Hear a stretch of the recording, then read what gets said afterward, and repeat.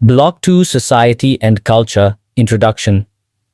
This block is mainly devoted to generate a general understanding of the society in terms of broad structures and important social processes that constantly operating in every society. It begins with the exposition of meaning and delineation of various attributes and characteristics of the concepts of society and culture. Since these two terms are freely used not only in other disciplines with different meanings but also in general conversations, it is necessary to make it explicit the sense in which these are used in anthropology.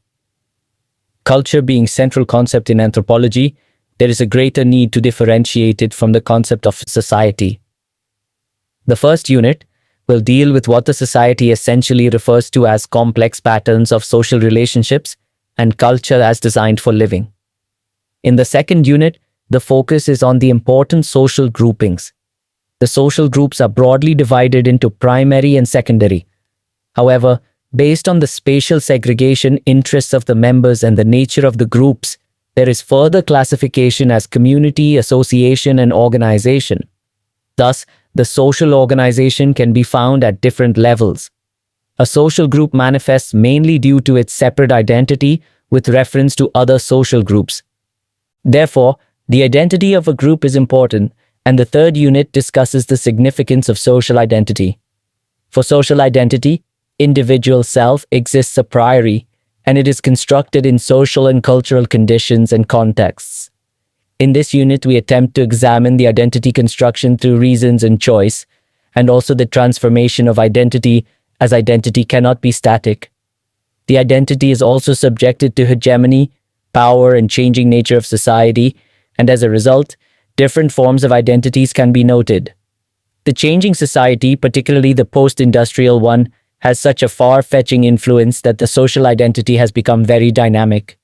The global networks of various kinds generated social movements that spread across the geographical boundaries and began to challenge the traditional institutional structures and powers. In these social movements, we find formation of new identities and shaping up of the identities. Finally, the attention is drawn to the dynamic aspects of the society, the conceptualization of social change.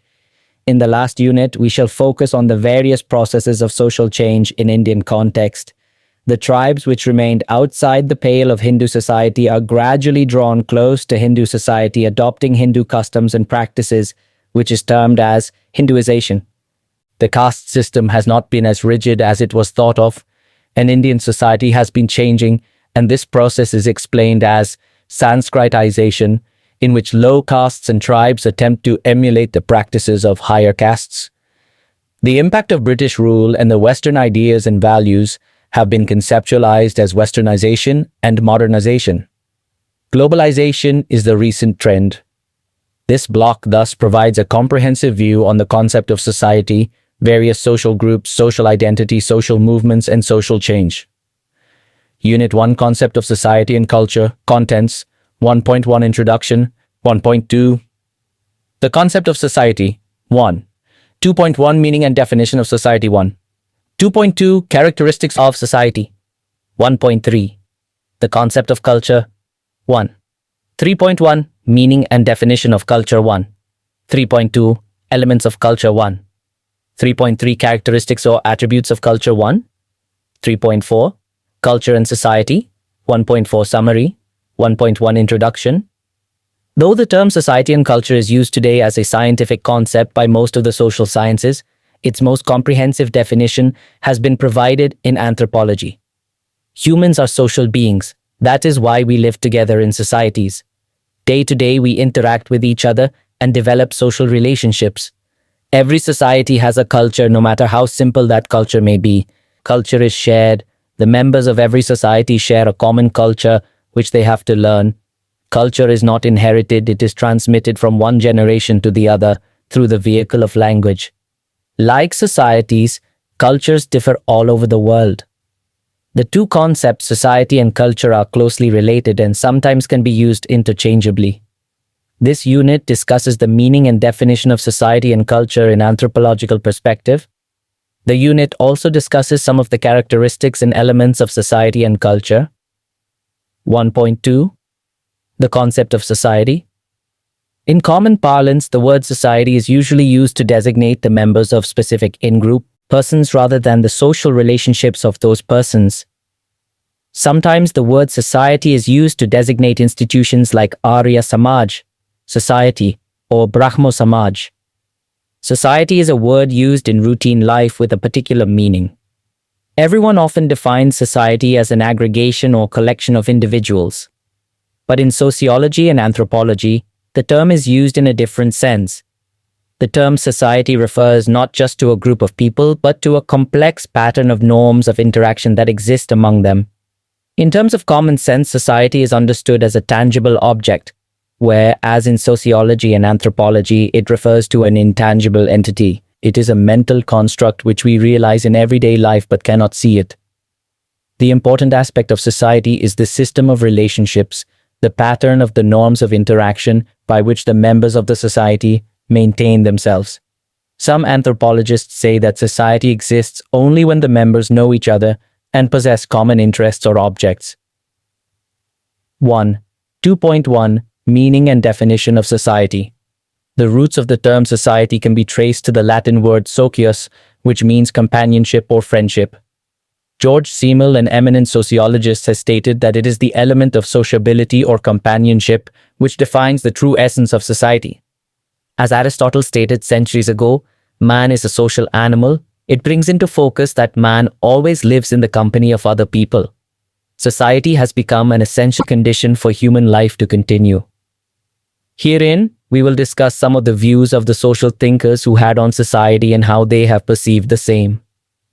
Auguste Comte viewed society as a social organism possessing a harmony of structure and function. Émile Durkheim regarded society as a reality in its own right. For Talcott, Parsons society is a total complex of human relationships, insofar as they grow out of the action in terms of means-end relationship, intrinsic or symbolic. G.H. Mead conceived society as an exchange of gestures which involves the use of symbols. Maurice Ginsburg defines society as a collection of individuals united by certain relations or mode of behavior which mark them off from others who do not enter into these relations or who differ from them in behavior. Cole saw society as the complex of organized associations and institutions with a community. McIver and Page found it was a system of usages and procedures of authority and mutual aid of many groupings and divisions, of controls of human behavior and liberties, a web of social relationship. A society is generally conceived of as a human group which is relatively large, relatively independent or self-perpetuating in demographic terms, and which is relatively autonomous in its organization of social relations. But it is the relativity of each society's autonomy, independence, and self-perpetuating nature which is the crucial factor, and the distinction of one society from another is often arbitrary.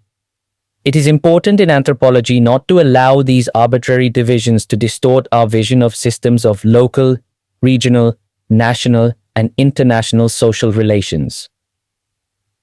We can sum up the definitions of society into two types, the functional definition and the structural definition. From the functional point of view, society is defined as a complex of groups in reciprocal relationships, interacting upon one another, enabling human organisms to carry on their life activities, and helping each person to fulfill his wishes and accomplish his interests in association with his fellows. From the structural point of view, society is the total social heritage of folkways, mores and institutions, of habits, sentiments, and ideals. Ginsburg, Giddings, Cole, and Kuber take a structural view of society, while McIver, Parsons, Lapierre, Cooley, and Leacock have given functional definition of society. The definition of society has undergone little variation from the standpoint of classical and modern scholars. For our understanding, we can simply define society as a group of people who share a common culture, occupy a particular territorial area, and feel themselves to constitute a unified and distinct entity.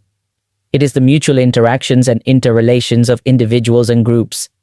Society is a group of people related to each other through persistent relations in terms of social status, roles, and social networks. By extension, society denotes the people of a region or country, sometimes even the world, taken as a whole. Used in the sense of an association, a society is a body of individuals outlined by the bounds of functional interdependence, possibly comprising characteristics such as national or cultural identity, social solidarity, language, or hierarchical organization. 1. 2.2 Characteristics of society. According to McIver, society is a web of social relationships. McIver, 1931-6, which may be of several types. To formulate a catalog of social relationships would be an uphill task. The family alone is said to have as many relationships based on age, sex, gender, and generation. Outside the family, there is no limit to the number of possible relationships. McIver says society means likeness. Therefore, likeness is an essential prerequisite of society.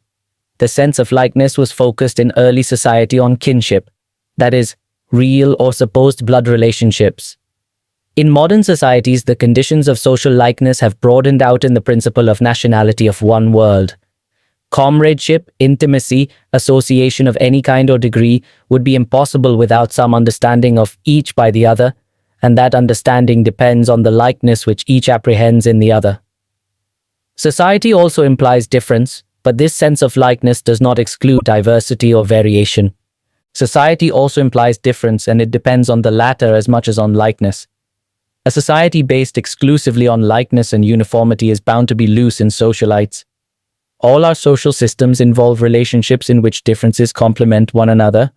For example, family rests upon the biological difference between sexes. Besides the difference in sex, there are other natural differences of aptitude, of interest, of capacity. While difference is necessary to society, difference by itself does not create society, difference subordinate to likeness. It has been argued that likeness is necessarily prior to the differentiation of social organization. As McIver observed, primary likeness and secondary difference create the greatest of all social institutions, the division of labor. In addition to likeness, interdependence is another essential element to constitute society. Family, one of the important units of society with which we all are closely associated, is based on the biological interdependence of the sexes. None of the two sexes is complete by itself, and therefore each seeks fulfillment by the aid of the other. The social organization diversifies the work of each, making each more dependent on others, in order that by the surrender of self-sufficiency, he may receive back thousandfold in fullness of life. This interdependence is both extensive as well as intensive. Lastly, cooperation is also essential to constitute society. Without cooperation, no society can exist. Unless people cooperate with each other, they cannot live a happy life. All social institutions rest on cooperation. The members in social institutions cooperate with one another to live happily and joyfully. Cooperation avoids mutual destructiveness and results in economy. For want of cooperation, the entire fabric of society may collapse. Thus, likeness, interdependence, and cooperation are the essential elements to constitute society. Besides these elements, McIver has also mentioned some other elements of society. It is a system of usages and procedures, authority and mutual aid, of many groupings and divisions. It controls human behavior and liberties. This view brings in several other elements of society. Firstly, in every society there are some usages concerned with marriage, education, religion, food, and speech, etc., which differ from society to society. Secondly, there are procedures, that is, the modes of action in every society which maintain its unity and organization. Thirdly, the presence of an authority is necessary to maintain order in society. Fourthly, no society can be stable unless there is a feeling of mutual aid among its members. Fifthly, in a society there are several groupings and divisions such as family, city, and village, etc. Sixthly, liberty and control go together in a society. Without liberty, man cannot develop his personality. Control upon an individual's behavior is not meant to destroy his liberty, but to promote and protect it. Society is not just a mere agency for the comfort of the beings, but it is the whole system of social relationships. The social relation of mother and child, for example, is revealed in their attitude towards each other. It is this social fact and not the biological fact which constitutes society. The true nature of society consists not in the external factors of interdependence, of likeness or authority, but in the state of mind of the beings which compose society. It is the pattern, not the people, which is termed society. It is not a group but a process of relationships. It is said society is the extension of individuality, the transcendence of self-closedness, the vehicle of personal identity, the means of the continuation of personality through the generations, the nurse of youth, the arena of manhood and womanhood. All societies, as is clear from the above discussion, involve a certain level of association, a level closer and lesser complex than an organism. Like an organism, a society also is a system of relations, but in the society this relation exists between organisms rather than between cells.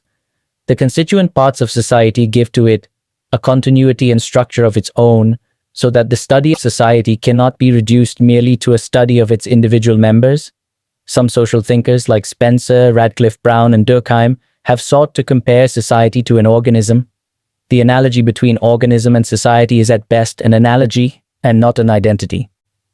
Sociologist Gerhard Lenski, based on the level of technology, communication, and economy, had differentiated societies into A. Hunters and gatherers, B. Simple agricultural, C. Advanced agricultural, D. Industrial, and E. Special. For example, fishing societies or maritime societies. This classification is more or less similar to the system earlier developed by anthropologists like Freed and Service. They classified societies as foraging or hunter-gatherer, horticultural, agricultural, industrial, and then information age, post-industrial societies. In order of increasing size and complexity, there are bands, tribes, chiefdoms, and state societies. Societies may also be organized according to their political structure. These structures may have varying degrees of political power, depending on the cultural, geographical, and historical environments. The term society is currently used to cover a number of political and scientific connotations, as well as a variety of associations. Reflection and action. Use your learning material to write a brief definition of society and its characteristics based on what you have just read. 1.3. The concept of culture. Culture is a word all of us use in our day-to-day parlance. In its daily usage, the term culture refers to polished behavior, personal refinements as classical music, the fine arts and world of philosophy, etc. But anthropologists define and use the term in quite a different way. The term culture is used in a much broader sense by anthropologists, as culture includes much more than just the finer things in life. There is no differentiation between cultured people and uncultured people, since all people have culture from the anthropological point of view. 3.1 Meaning and definition of culture. In an anthropological perspective, every society has a culture. It is universal, though in some societies it may be simple, while complex in others. Likewise, every human being is cultured, and culture is an attribute of the genus Homo. Culture is designed for living. It is the basis of human life. It rests on biology, but is not biological. It is human biology such as a developed brain, nimble hands, and freely moving tongue which helped humans to acquire a design for living. What has been acquired as a design for living is not biological. It is a totality of mental, rational, and material, technological processes and products. This totality is what anthropologists call culture. It is not possible for human beings to live without the minimum material objects tangible. Without a network of social relations among people, human life is impossible. Human existence is impracticable without ideas, rules, ideals, symbols, and patterns of thinking, intangible. Symbols, ideas, rules, ideals, and patterns of thinking, network of social relations and material objects together comprise the mental, rational, and material technological processes and products. They are integrated into a whole, the design of living. This design of living is called culture. It is the total way of life of the human being. Culture serves as a potential guide for human living. As a guide, it aids the human being to know what is good and bad, desirable, important and unimportant, rational and irrational. Culture is a historically created design for living. Generation after generation, new things are added to it, and this is accountable for the development and change in culture. The culture we have at present combines what has been first created by our ancestors with what has been added to it by subsequent generations. To be brief, culture is dynamic in that, as time goes by, new items are added to those already existing. Culture is unique to the human species. No species has ability like human beings in its complexity. That is, to learn, to communicate, and to store, process, and use information to the same extent. Culture has moral force which serves as a guide for human action, how to behave in a society. Neither monkeys nor apes have moral force in their life. Morality is a part of culture. Therefore, human culture has moral foundation, but primate life has no moral basis. Culture is a product of social learning rather than biological heredity, which means culture is non-genetic. It cannot be inherited by offspring from parents, but it can be transmitted socially from parents to children. Like animals, human cannot inherit behavior. Animal behavior is inborn. Animals inherit behavior or at most proto-culture, but humans acquire culture. All people have culture, though not similar. Different groups of humans or societies have different cultures. This shows cultural diversity. That means culture has unity as well as diversity. All humans have culture, but all cultures are not alike. In this context, it is necessary to draw a distinction between a culture and culture. The term culture signifies the way of life of human societies as a whole, and the term a culture signifies the way of life of specific part of human society, which is technically called a society. Culture is the basic concept of anthropology and is central to all the sub-branches of anthropology. Anthropologists have been discussing and debating definitions of culture since the origin of the discipline in the 19th century. The classic definition of culture is given by E.B. Tylor in his book Primitive Culture in 1871. He stated culture or civilization is that complex whole which includes knowledge, belief, art, morals, law, customs, and any capabilities and habits acquired by man as a member of society. P1. This is a very broad definition of culture encompassing almost everything about a person's overall way of life, from knowledge to habits. Herein, emphasis is on the fact that culture is something individuals acquire as a member of society, meaning that people obtain their culture from growing up with and living among a particular group. The major contribution of Tylor's definition is that he was able to establish the differences between biologically determined characteristics and those attributes which are socially learned. The phrase, acquired by man as a member of society in his definition is very important. It is not any habit or capability of man as a biological being, but man as a member of a social group. The acquisition of culture is not through biological heredity, but through socialization, which is called enculturation. Enculturation is specifically defined as the process by which an individual learns the rules and values of one's culture, which begins at the family level right from the moment a child is born. From the beginning of the discipline, hundreds of definitions have been proposed, and their number continues to grow steadily. Today, there are more than 200 definitions of culture. Different definitions of culture reflect different theoretical bases for understanding or criteria for evaluating human activity. Below, a few definitions of culture are given for your understanding. Reflection. Definitions of culture given by anthropologists. Malinowski defined culture as an instrumental reality, an apparatus for the satisfaction of the biological and derived need. It is the integral whole consisting of implements in consumers' goods, of constitutional characters for the various social groupings, of human ideas and crafts, beliefs and customs. Malinowski, 1944. 1. Culture in general as a descriptive concept means the accumulated treasury of human creation. Books, paintings, buildings and the like, the knowledge of ways of adjusting to our surroundings, both human and physical, language, customs and systems of etiquette, ethics, religion and morals that have been built up through the ages. Cloconan Kelly, 1945-78. Culture refers to that part of the total setting of human existence which includes the material objects of human manufacture, techniques, social orientations, points of view, and sanctioned ends that are the immediate conditioning factors underlying behavior, or in simple terms he says, culture is the man-made part of the environment. Herskovits, 1948-17. A culture is the total socially acquired life way or lifestyle of a group of people.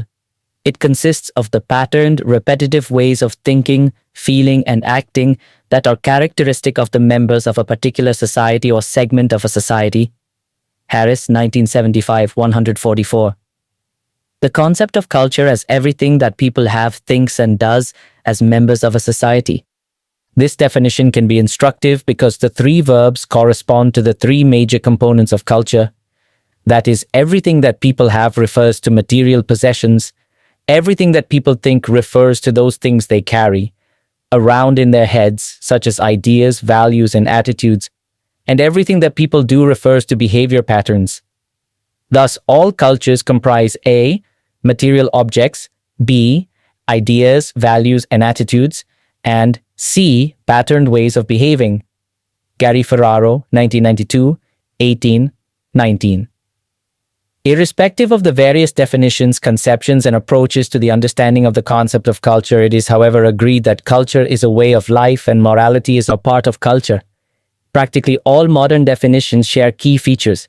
Anthropologists say that culture is learned, as each person must learn how to be a member of that culture; shared, as it offers all people ideas about behavior; symbolic, as it is based on the manipulation of symbols; systemic and integrated, as the parts of culture work together in an integrated whole.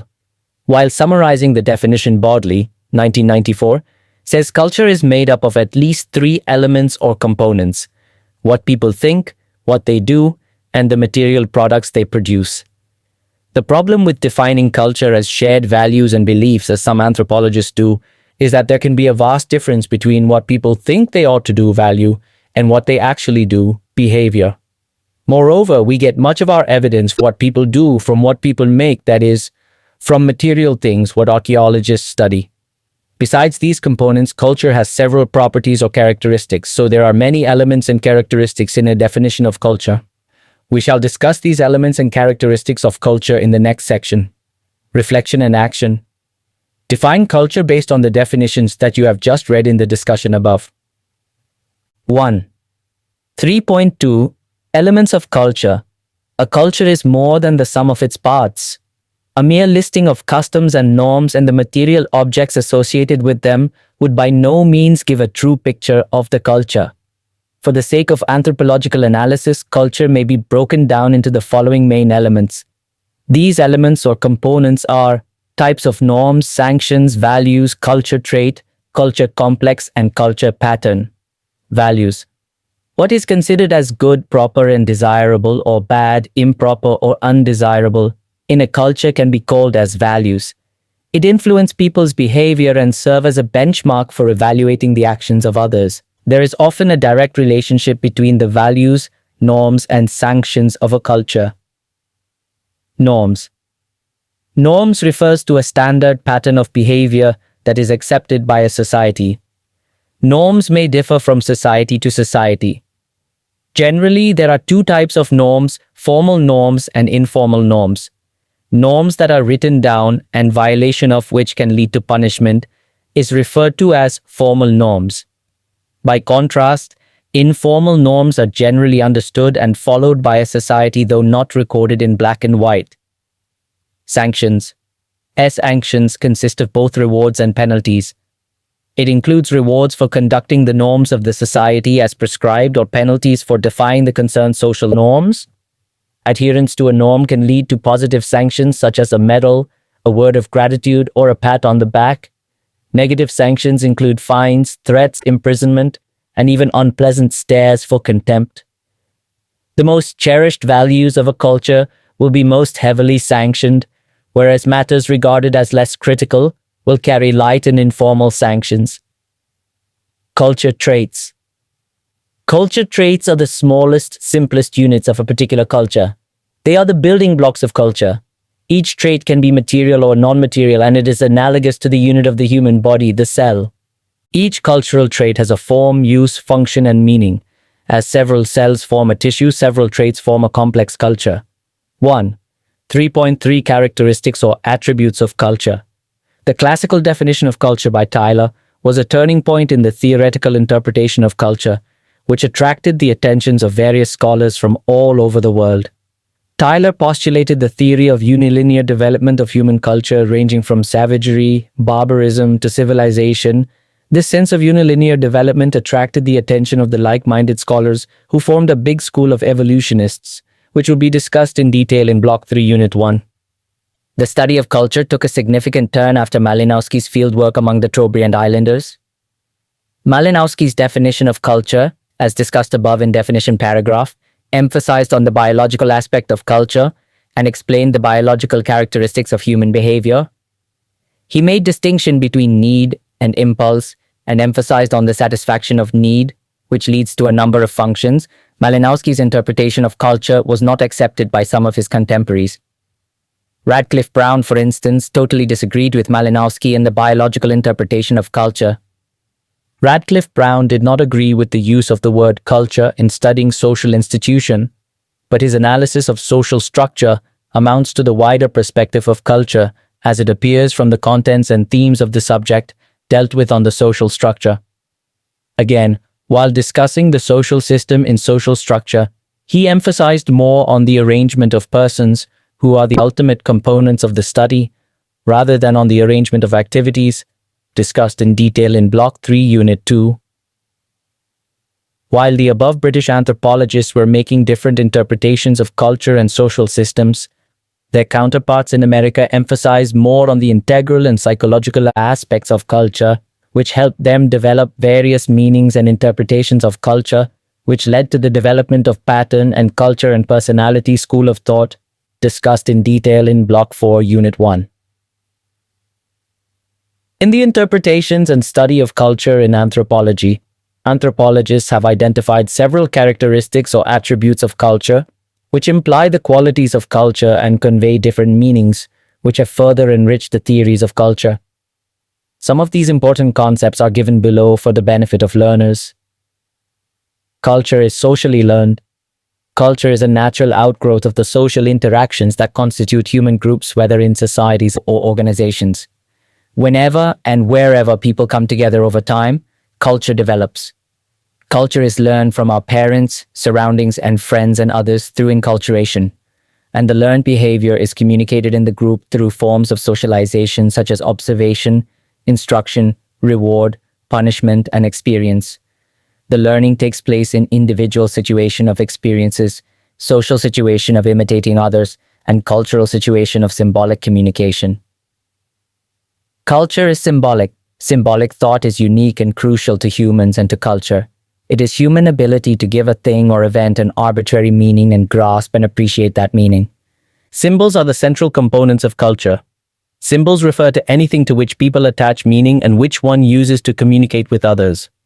More specifically, symbols are words, objects, gestures, sounds, or images that represent something else rather than themselves.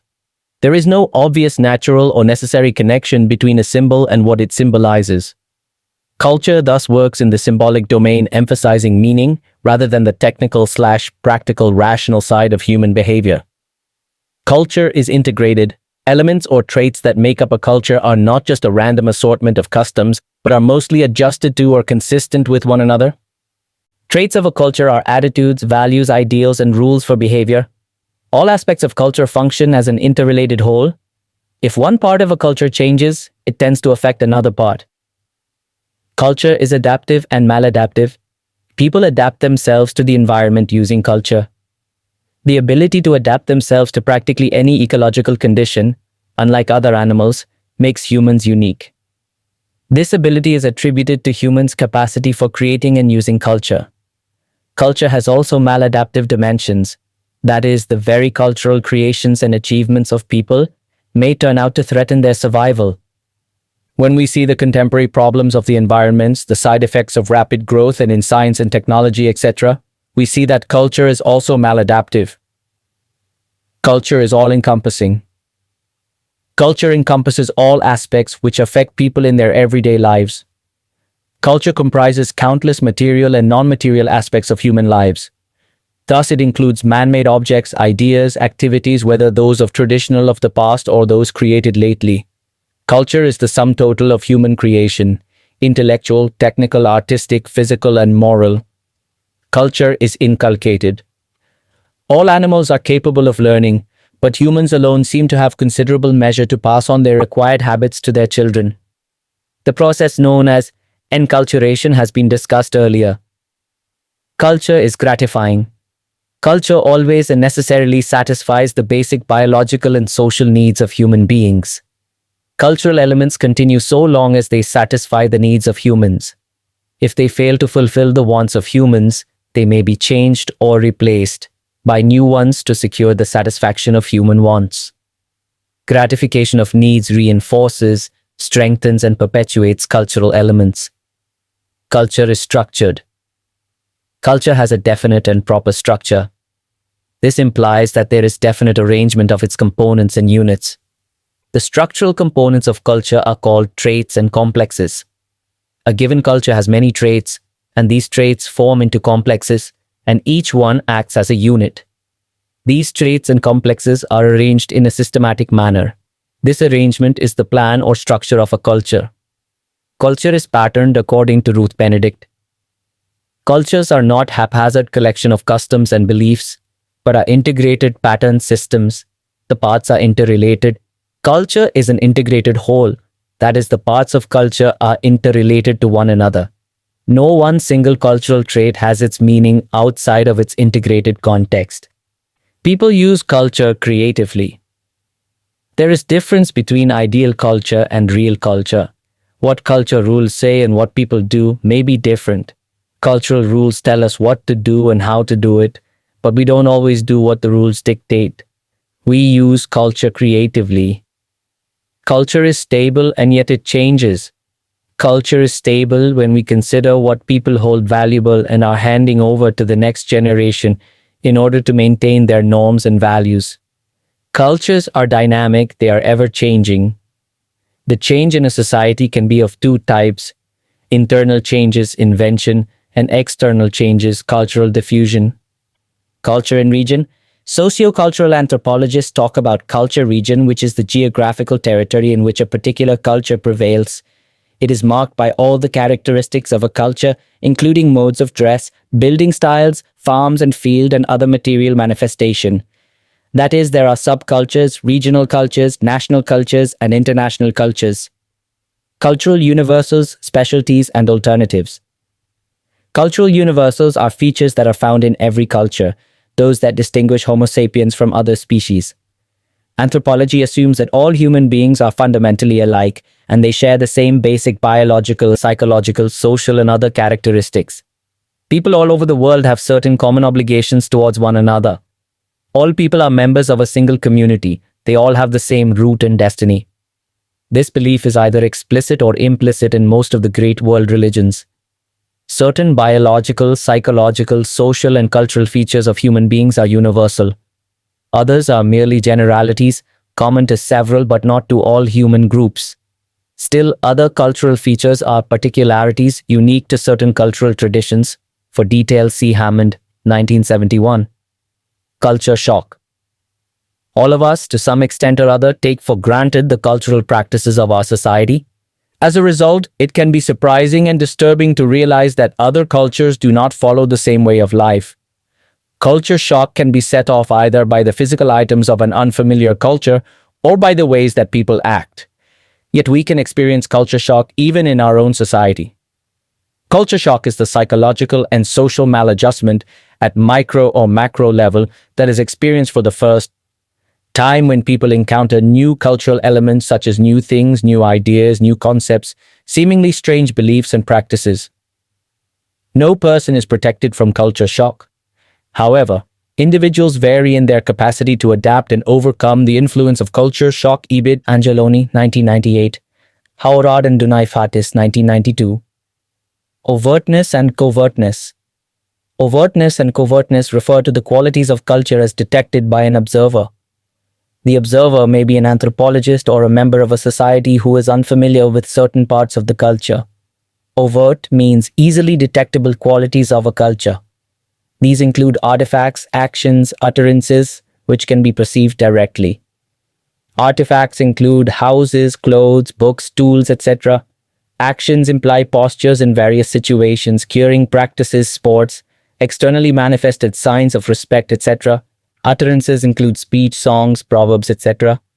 An observer can easily detect these qualities because one has plenty of opportunities to see them, experience them, and record them. On the other hand, covert implies those qualities of culture which are not easily detected by an outsider. Sentiments, beliefs, fears, and values are some of the cultural items which cannot be easily detectable, that is, they are covert. They are not amenable to direct observation, and moreover, people cannot always explain what they feel. it is generally difficult to express these abstract ideas. Explicit and implicit. According to Clockhorn, explicit means the people's awareness of existence of the cultural items. Implicit implies the people's dim awareness or unawareness of certain cultural items. Explicitness and implicitness concern the experience of people possessing the culture, while overtness and covertness refer to the view of the observer. Explicit cultural items can be verbalized or criticized readily by the persons who possess them. But there are certain items of culture about which people are only dimly aware or unaware of. Hence, they cannot give any clear accounts on such cultural items. These are implicit items of the culture. Ideality and reality. Ideality of culture refers to how people say they should behave, or the way they would like to live. Reality is the actual way people behave. There is generally a discrepancy between ideality and reality. Ethos and eidos. Kroeber has drawn attention to these two aspects of culture. Ethos refers to the affective or emotional quality of a culture expressed in series of beliefs, thoughts, and behavior. It acts as a central force, interest, theme, or pattern, and colors every item of culture, as it determines what people should have, do, think, and feel, prepares all the people in a culture to express the same emotional tone in all acts, thoughts, and feelings, whereas eidos is the formal appearance of a culture derived from its constituents. Through cognitive processes operating within, a culture acquires its formal appearance or eidos. Eidos is the totality of items of culture. On the contrary, ethos is the emotional quality coloring this totality. Ethos is affective, but eidos is cognitive. Organic and superorganic. Culture is organic in the sense that it is ultimately rooted in the biological nature of human organism. Without humans to act, to think, to feel, or to make and use things, there would be no culture. Thus, culture is organic. Culture is superorganic, while it is organic. Once created, culture acquires a superorganic quality, or the quality by virtue of which culture exists on a level above that of the individuals who create and carry it. According to Kroeber, culture becomes a phenomenon in its own right, with its own laws and processed apart from the human carriers who sustain it. Culture is superorganic to the extent that it outlines the particular generation of people who carry it and so persists from one generation to another. This does not mean that its origin is other than biological. Culture is created by humans and it is dependent on human choice for its continuity. Culture can be altered through the decisions of human beings, but this does not mean it is easy to change culture. The superorganic may be injurious to the organic. Some cultural traits, for instance, are definitely harmful to the organic life of the humans. The superorganic is an order of phenomenon different from the organic and goes its way with a certain amount of independence from the organic. Universal and unique. Culture is universal in the sense that every man experiences it, and uniqueness of culture implies its regional variations. Some cultural traits are necessary to all members of the society. These cultural traits are called cultural universals, like for example, incest taboo, civilization, and culture. The civilization represents a particular type of culture. The term civilization has been used almost synonymously with culture. This is because civilization and culture are different aspects of a single entity. Civilization can be viewed as the external manifestation, and culture as the internal character of a society. Thus, civilization is expressed in physical attributes such as tool-making, agriculture, buildings, technology, urban planning, social structure, social institutions, and so forth. Culture, on the other hand, refers to the social standards and norms of behavior.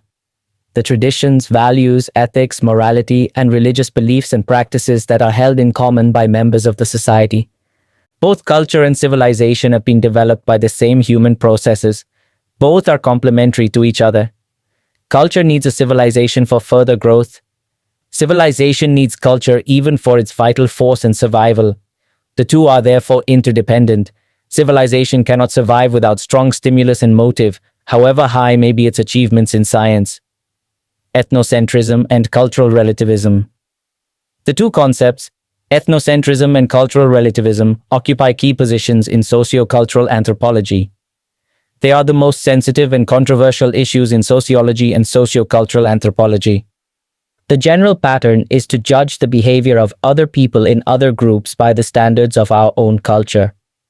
In his book Folkways, sociologist William Graham Sumner coined the term ethnocentrism to refer to the tendency to assume that one's culture and way of life are superior to all others. Sumner, 1906. The ethnocentric person sees his or her own group as the center or defining point of culture and views all other cultures as deviations from what is normal. Anthropologists endeavor as far as possible to avoid ethnocentrism. Cultural relativism/cultural determinism approach was first formulated by Franz Boas in North America in 19th century. He says no culture should be judged by the standards of another. Cultural relativism views people's behavior from the perspective of their own culture. It places a priority on understanding other cultures, rather than dismissing them as strange or exotic. Any part of a culture must be viewed from within its cultural context, not that of the observer or the notion that there are no universal standards by which all cultures may be evaluated. Cultures must be analyzed with reference to their own histories and culture traits, understood in terms of the cultural whole. Reflection and action. Do you think some cultures are superior while others are inferior? Discuss. 3.4. Culture and society. Culture is the sum total of learned, shared, and socially transmitted behavior that includes ideas, values, and customs of groups of people. A fairly large number of people living in the same territory constitute a society. Members of a society share a common language, which facilitates day-to-day exchanges with others and participate in a common culture. Nadel in his work says it is necessary to make a distinction between culture from its companion term, society. According to him, culture is the way of life of the people, while a society is an organized, interacting aggregate of individuals who follow a given way of life. In simple terms, a society is composed of people. The way they behave is their culture. Nadel, SF 2006. Since the time of Boas, culture became a tool for understanding and describing the exotic society. Anthropological study on cultural relativism allows a comparison of culture without assuming evolutionary hierarchies. It means that every culture has in its own rights to be different and does not stand for the purpose of other culture. In other words, all cultures express validity in their perspective of the world. Thus, it could be inappropriate to judge cannibalism activity among society, even if we use universal notion on violence. What we can do is try to understand the reason and rationalize such activity.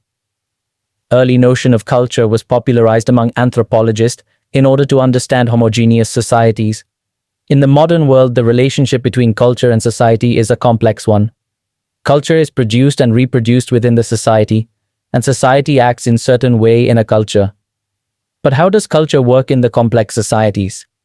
Early anthropologists used culture as the set of practical and contingent significations, while postmodernists use it to mark the domain of signifying practices. According to Pertierra, 2004, society can be seen as the collection of individual members pursuing their interest in the context of formal rules administered by specialists and implemented by the state.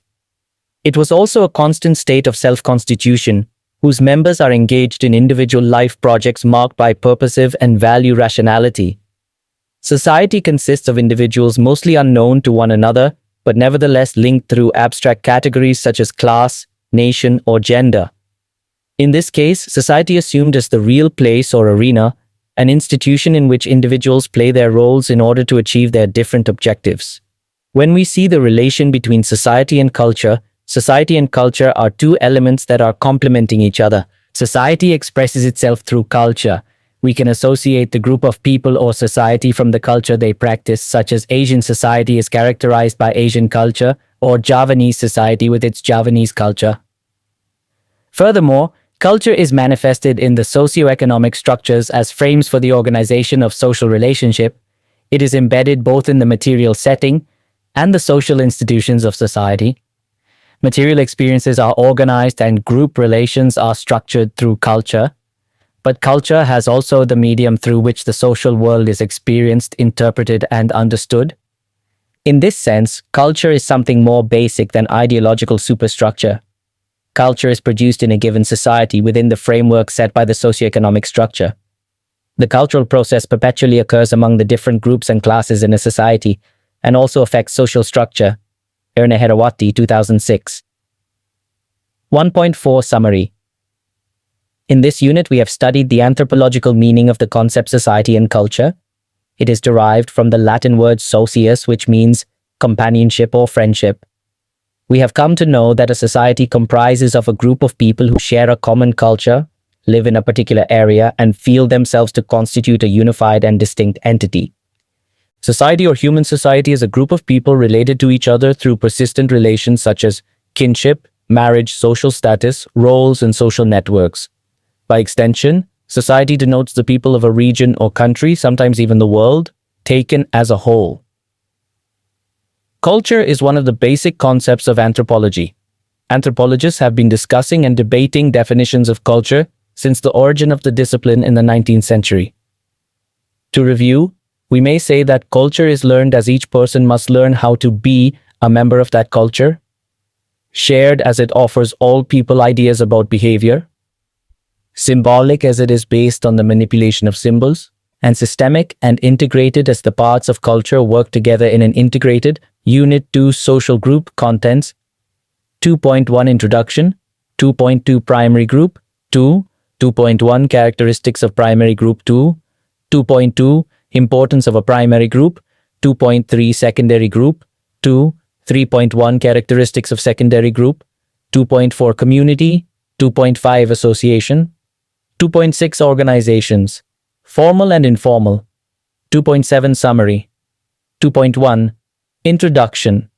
Humans are social beings. They live together and form a society. Although they make society, neither they can see it nor can they touch it. But what all they can do is that they can perceive the society, they can feel the presence of society all around them. It is the basic reason behind calling society as an abstract entity. But if society is abstract, how can we study that abstract article? Now, let us think of these aspects from different point of view.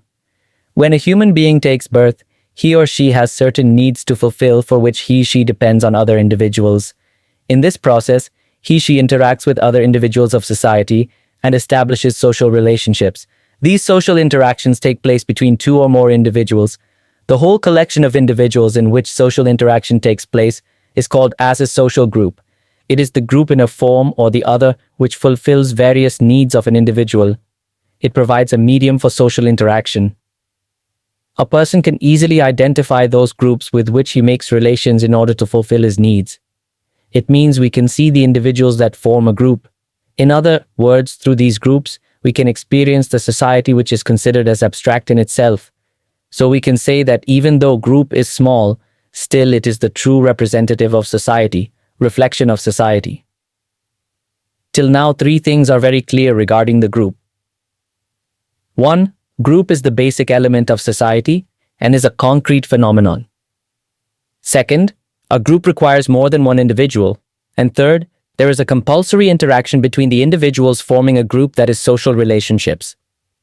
The elaboration of idea of social relations within a group of individuals can be seen in the writings of German sociologist Max Weber.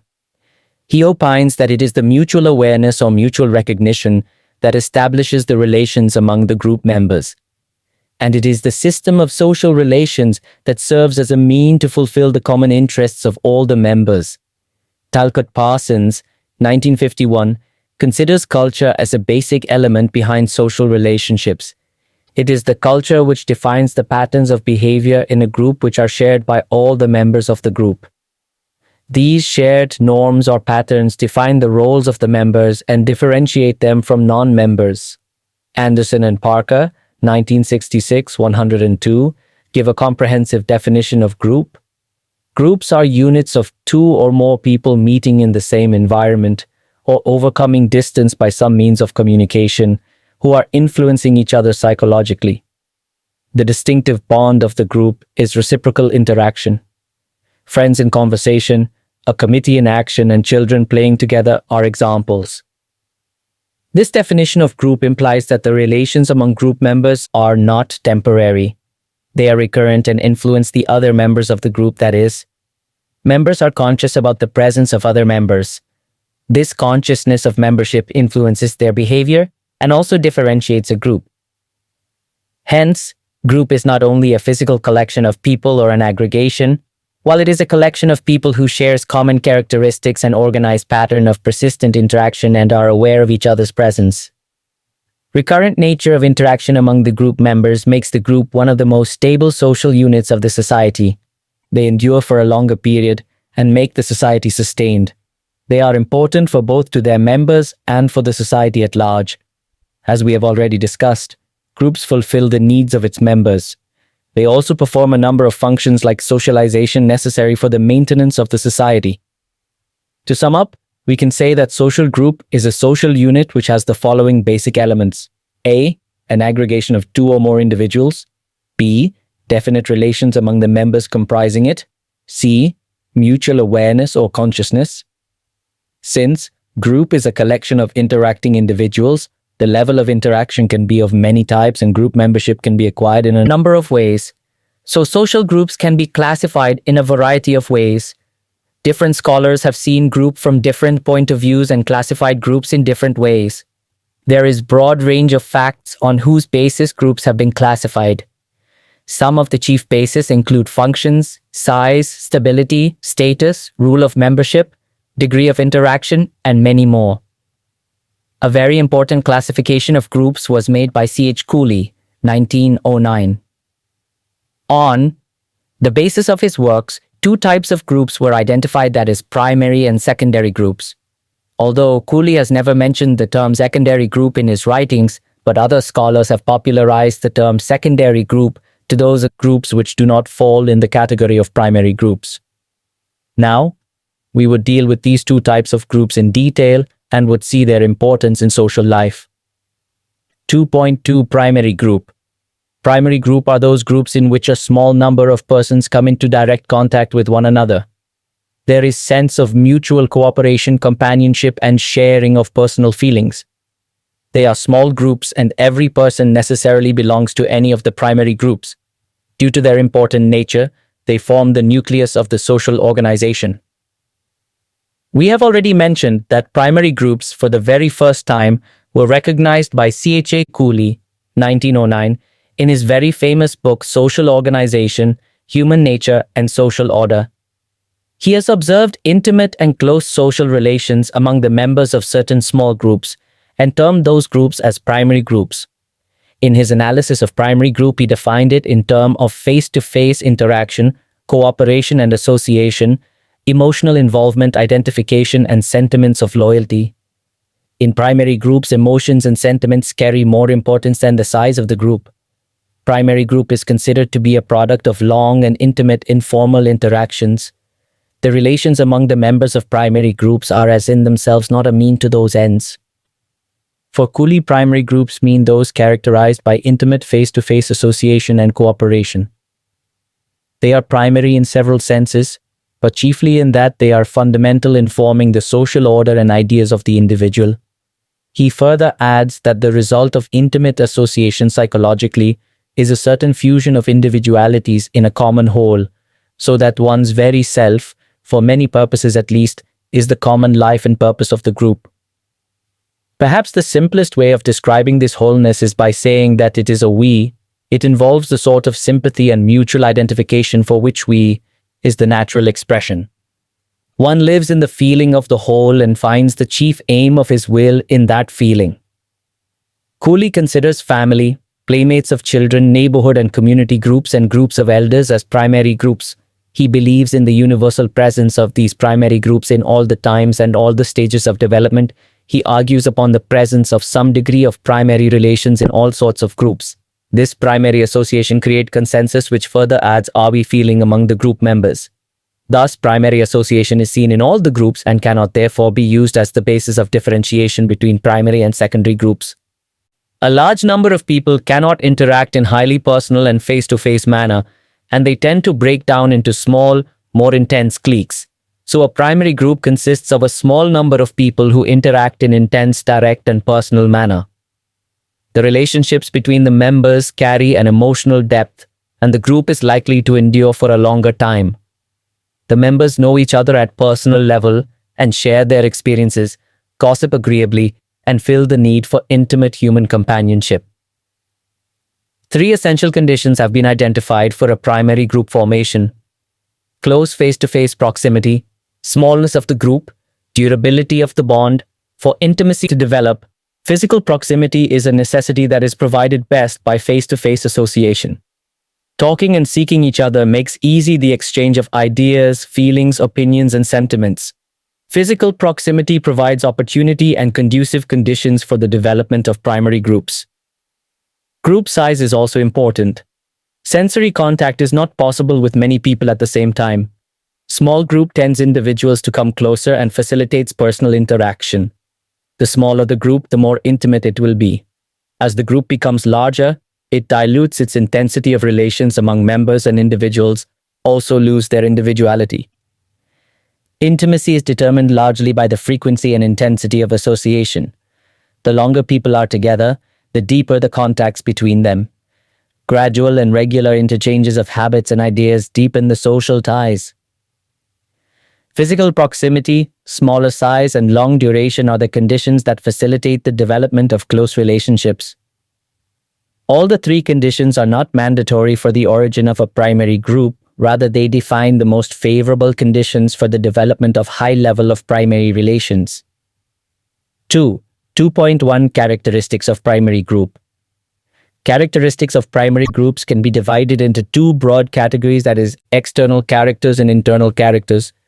External characters include following aspects: physical proximity among group members, small size of the group, stability and durability, continuity in the relations. Internal characters include common objectives of the group. The relations are ends in themselves. Relationships are spontaneous. Personal relationships. Inclusive relations among members, control over the members. Primary groups are essential for social life. They play a very important role in an individual's life. They are significant at both individual and social level. They provide the medium through which we learn our culture and patterns of behavior. Some of the main points regarding the importance of a primary group are given below.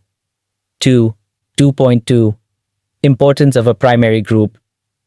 At the level of individual, a primary group helps in development of personality, increases the efficiency of an individual, fulfills the psychological needs. At the level of society, a primary group transfers the culture from one generation to another, carries cultural norms of the society within the society, provides means of social control, and helps maintaining the social order, ensures the performance of social roles in accordance with society norms.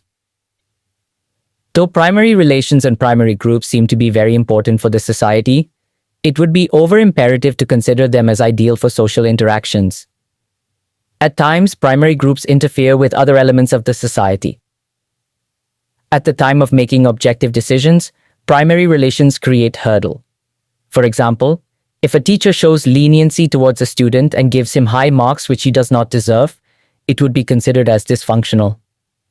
Many situations arise in modern society where primary relationships are inappropriate at best and harmful at worst. In large bureaucratic structure, so necessary to contemporary organizations, impersonality is more appropriate than intimacy. Routine is more important than spontaneity, and division of labor more necessary than versatility. Societies and sub-societies composed of tight network of primary relationships are often more tolerant of differences, more resistant to change, and less receptive to freedom than societies where relationships are more casual. Merrill, 1969. Moreover, primary group asserts its control over its members in the form of restrictions, conformity, and reactions. For example, a family provides liberties to its members and at the same time imposes restrictions on them. A peer group fosters the conformity in the group. Primary group also resists the intellectual, industrial, and educational changes in order to maintain its hereditary ties. Reflection. Typical examples of primary group. The army group soldiers form primary groups with their commandants and form informal relationships within formal settings in order to defend its members against the arbitrary authority of officers. The peer group. Boys and girls of the same age group and approximately same social background as in a class form a primary group and have personal social interaction, which also helps in their personality development. The clique. It is a form of friendship developed between two or more persons which bring them into joint activity. It satisfies the emotional needs of a person to be loved and respected by his peers. Example, clique of Indian students in Australian universities. In this discussion, we learned that primary groups are the basic groups of the society. A human being starts life from the primary group, develops personality in primary group, and throughout life one remains a part of one or another primary group. But there are other groups which are important equally, if not more, in an individual's life. They are distinguished from primary groups and are called as secondary groups. Now, let us read some more about secondary groups and the reason behind their formation. 2.3 Secondary group. Primary groups play a vital role in a person's life. However, there are secondary groups which fulfill their maximum needs in life. Cooley did not provide any terminology for the groups other than primary groups, and many writers came to speak of secondary groups. The tendency has been to consider secondary groups as those which depend for communication on indirect media, such as newspapers, Faris 1937. In secondary groups, the relations are formal, impersonal, segmental, and utilitarian. These groups are less intimate as the level of interaction is restricted at a formal level. They do not give close identity to its members as primary groups do. In secondary group, we very often interact with people of diverse background because we need their services and we have certain obligations to fulfill. In case of utilitarian or contractual obligations, there is no need to develop personal relations. These relations remain based on reciprocal needs. Hence, members of these groups regard each other as means, not an end in themselves. McIver and Page, 1952, has pointed out that primary group relations are characteristics of simple or primitive societies. As the population and territory of a society increases, interests would have become diversified, and so the needs. It gave rise to the need of indirect, impersonal, and utilitarian relations.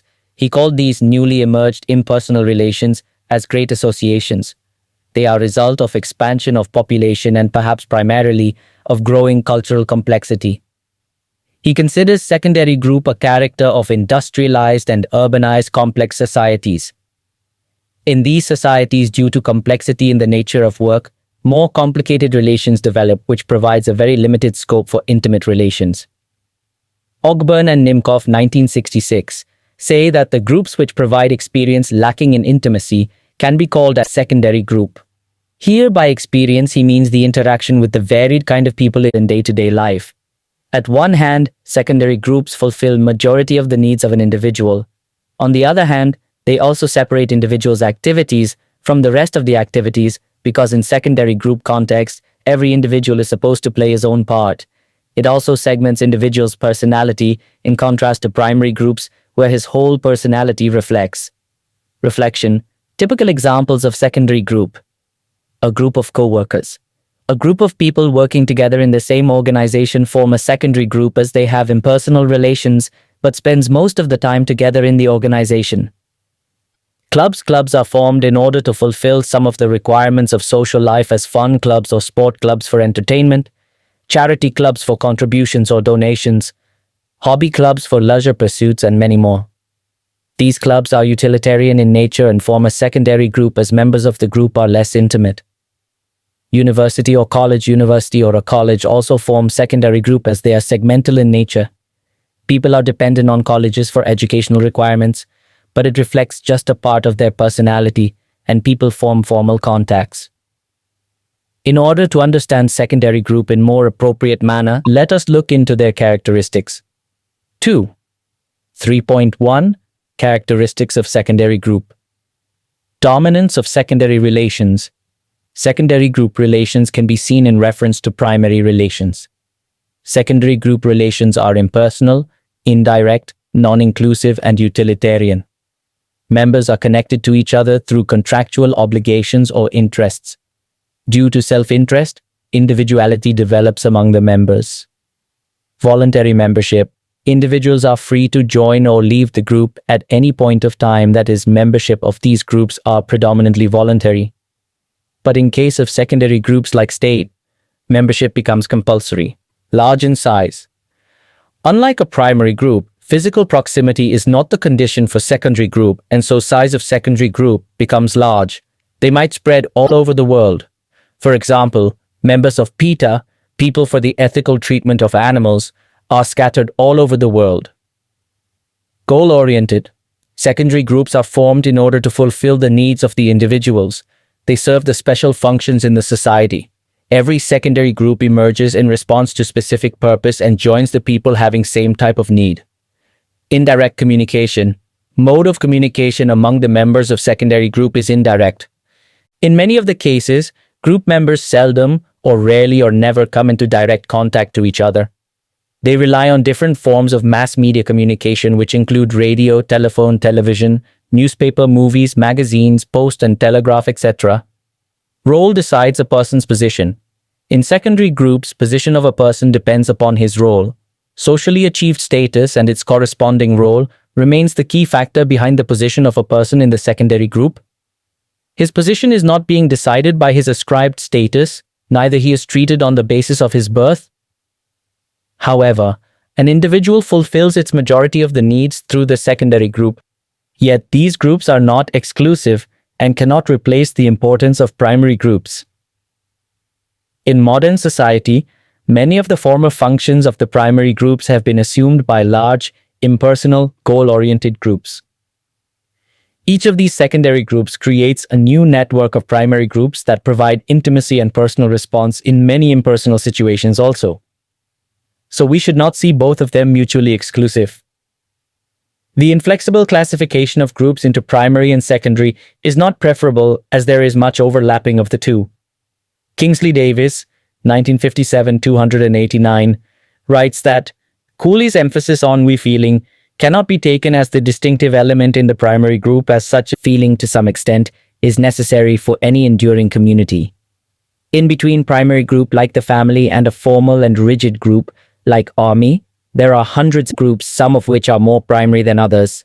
Even in modern organizations, efforts are made to create a friendly atmosphere among the employees. Hence, we can say that in modern societies, both primary and secondary groups are important, and it is not easy to substitute one for the other. Action 1. Identify the various people with which you interact often and try to categorize them into primary and secondary group members in your reference. 2. Classify the following groups into primary and secondary groups: nuclear family, co-workers, sports team, church congregation, FCCI, Mafia Brothers, Alcoholic Anonymous, Democratic Party, unmarried partners, Polo Club, fraternal groups, college clique, Army Battalion, Boy Scout Troop, Neighborhood Watch, Rotary Club, Cancer Support Club, Senior Citizen Club, 2.4 Community. We have understood the concept of group in the above discussion. The elementary point of a social group is the presence of social relations. Now just think of a group in which an individual spends most of the time of his life. And what if this group is restricted to a particular locality or place or geographical area? It becomes a community in which people spend most of their time and keep a feeling of belongingness with it. A community is called as a collection of people with residential ties to a particular locality. It is the territorial boundary which differentiates a community with other groups, because the concept of group is not restricted to a particular locality. It may be considered as a permanent local aggregation of people having diversified as well as common interests. Word community is comprised of two Latin words, namely com and munis. In English, com means together and munis means to serve. Thus, community means to serve together. In implies that the purpose of a community is to serve. According to McIver and Page, 1952-9, community is a group of people who live together, who belong together, so that they share not ties or that particular interest, but as a whole set of interests, wide enough and complete enough to include their lives. Kingsley Davis, 1957, has defined community as the smallest territorial group that can embrace all the aspects of social life. These definitions give emphasis on the structural and functional aspects of the community. While we should keep in mind that community is not an exclusive entity, it should not be seen as a separate part of society. They are within the society and form their integral part. An individual cannot live his whole life within an organization or an association, while he can live his life in a village or in a city. So we can say that community provides the individual a conducive environment to live wholly within it, and also summarize his social relationships within it. In the simple societies, communities are considered as self-sufficient, but in modern time, character of community has become very complex. Moreover, community is a relative term. People live within a greater community, such as a village within a district within a region within a state, and a state within a country. Sometimes it becomes difficult to differentiate a community from other social forms like society and groups, but there are some basic characteristic features of the communities. Characteristics of a community. Definitive geographical area. Community is a spatial entity. A community is always considered in relation to a physical geographical area or territory. It is a compulsory condition for a community. But it should not be confused with those groups who live together without any separate physical boundary. As four friends living in a room do not form a community. Community is a broader term. We feeling or community feeling. It is home instinct which lays the foundation of people's attachment to their house, community, or nation. It's the we feeling through which people recognizes their community and themselves. Community sentiments develop during a period of time within community. Common culture and common life. Life of the people in a community is more or less same. Due to their common ecological conditions, they develop same type of culture, habits, and behavioral patterns. Cultural uniformity and uniformity in their mode of life can be observed. Close relationships. As a person mostly lived in a community, proximate relations develop. Collective participation becomes a common affair, which brings people together and gives a chance to primary relations to develop. Thus, the psychological feelings of a community become more important. Completeness of life. Community covers all the aspects of life. Community helps in the socialization and also helps in developing the community sentiments in a person as well. Permanent nature. Communities are never formed with any particular aim or objective. It grows itself spontaneously, and so it is durable. Not a legal body. A community is not a legal body, that is, it cannot sue, nor it can be sued. In the eyes of law, community has no rights and duties. Apart from these basic elements, community shares feeling of oneness and has a particular name. Though a community does not form with a particular aim, its ends remain wider and natural. McIver and Page, 1952, has considered village and tribal societies as the best examples of community. Apart from it, they have also kept asylum and prison into the category of community. 2.5 Association. In our day-to-day life, we come across a number of associations like Traders Association and Urban Development Association, etc. But we hardly pay any attention to what an association is. In anthropology, association represents a group created for fulfillment of common needs. Human beings can fulfill their needs through three ways. 1. Independently. 2. Through conflict with one another. And 3. On cooperative basis, that is in company. This cooperative pursuit may be determined by customs of the community. So, when a group organizes itself especially for the purpose of pursuing certain interests, an association is born. As McIver and Page, 1952, 209, says that an association is an organization deliberately formed for the collective pursuit of same interest or set of interests which its members share. This definition clearly indicates the nature of association, its structure and functions. Hence, it can be said that an association is a group of people organized for a particular purpose. It implies that there are certain conditions to constitute an association. Firstly, there must be a group of people. Secondly, the group of people should be organized, that is, there must be certain rules for conduct. Thirdly, there must be common purpose of the specific nature to follow. Since men have several interests and several purposes to pursue, they establish many associations to fulfill them. For example, political associations to serve the political motives, student associations to give out student welfare, professional associations like ICMR, Indian Council of Medical Research, FICCI, Federation of Indian Chambers of Commerce and Industry, to serve the interests of concerned people, and international associations like Rotary Club, YMCA, Young Men's Christian Association, etc. As society moves towards complexity, needs of the human beings also become diversified, and this finally lead to more and more number of associations. In contemporary times, associations perform more than their conventional functions. Now people use associations to discharge their social obligations. Society is considered as a combination of associations, and healthy associations represents a healthy society. Characteristics of association. Association requires at least two individuals. It is considered as a concrete form of group. Association has its own aims and objectives. No association can be formed without any aim. Aim can be broad or particular. Association is always a result of deliberate action. Like communities, they do not grow spontaneously. They are deliberately created by men in order to fulfill certain aims. In an association, membership remains voluntary. Members can join the association or establish an association as per their needs.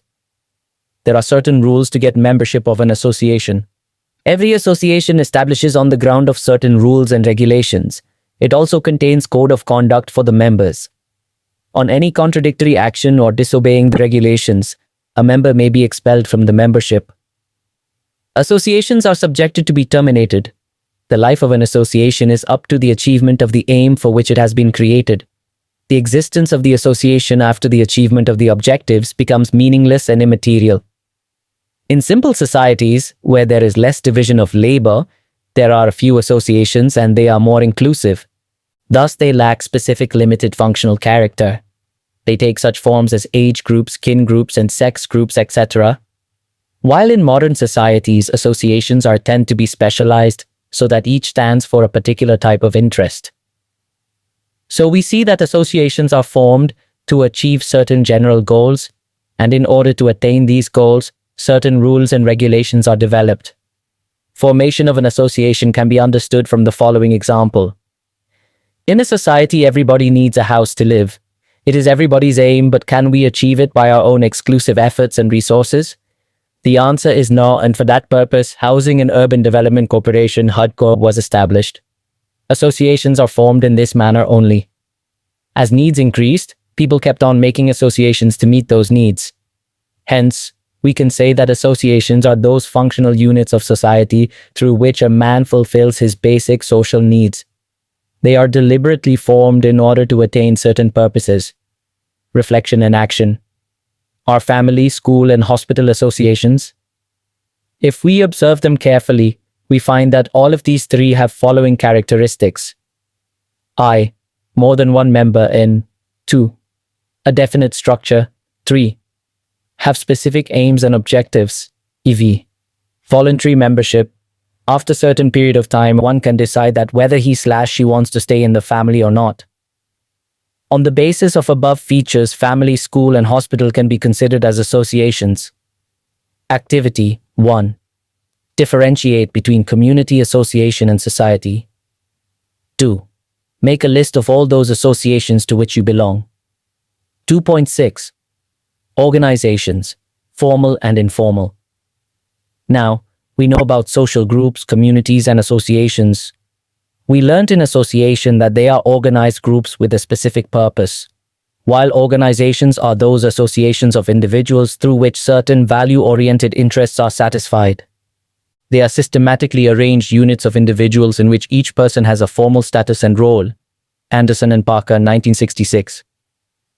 Organizations are principally formed in order to attain certain goals. They emerge when explicit procedures are established to coordinate the activities of a group in the interest of achieving specific objectives. The collective effort of the members of the group may become formally organized either because all of them have some common interests or because a subgroup has furnished inducements to the rest to work on behalf of its interests. Trade unions, government bureaus, and army are few examples of organizations. In modern society, needs of human beings are diversified, and so a number of organizations exist. Organizations provide a medium for expressing the interests like education, architecture, music, sports, cultural activities, etc. Parsons, 1969, says that Organizations are social units that are deliberately constructed and reconstructed to pursue specific goals. The government, trade unions, sports authorities, and clubs are social structures formed to achieve certain objectives with special purposes. These all are counted as organizations. Generally, organizations can be divided into formal and informal organizations. An organization is developed when there is collectivity of people associated with one another, but mere collection of individuals does not form a formal organization. The defining criteria of a formal organization is the existence of procedures for mobilizing and coordinating the efforts of various, usually specialized subgroups in the pursuit of joint objectives. Formal organizations are further divided into 4 types on the basis who benefits from the organization.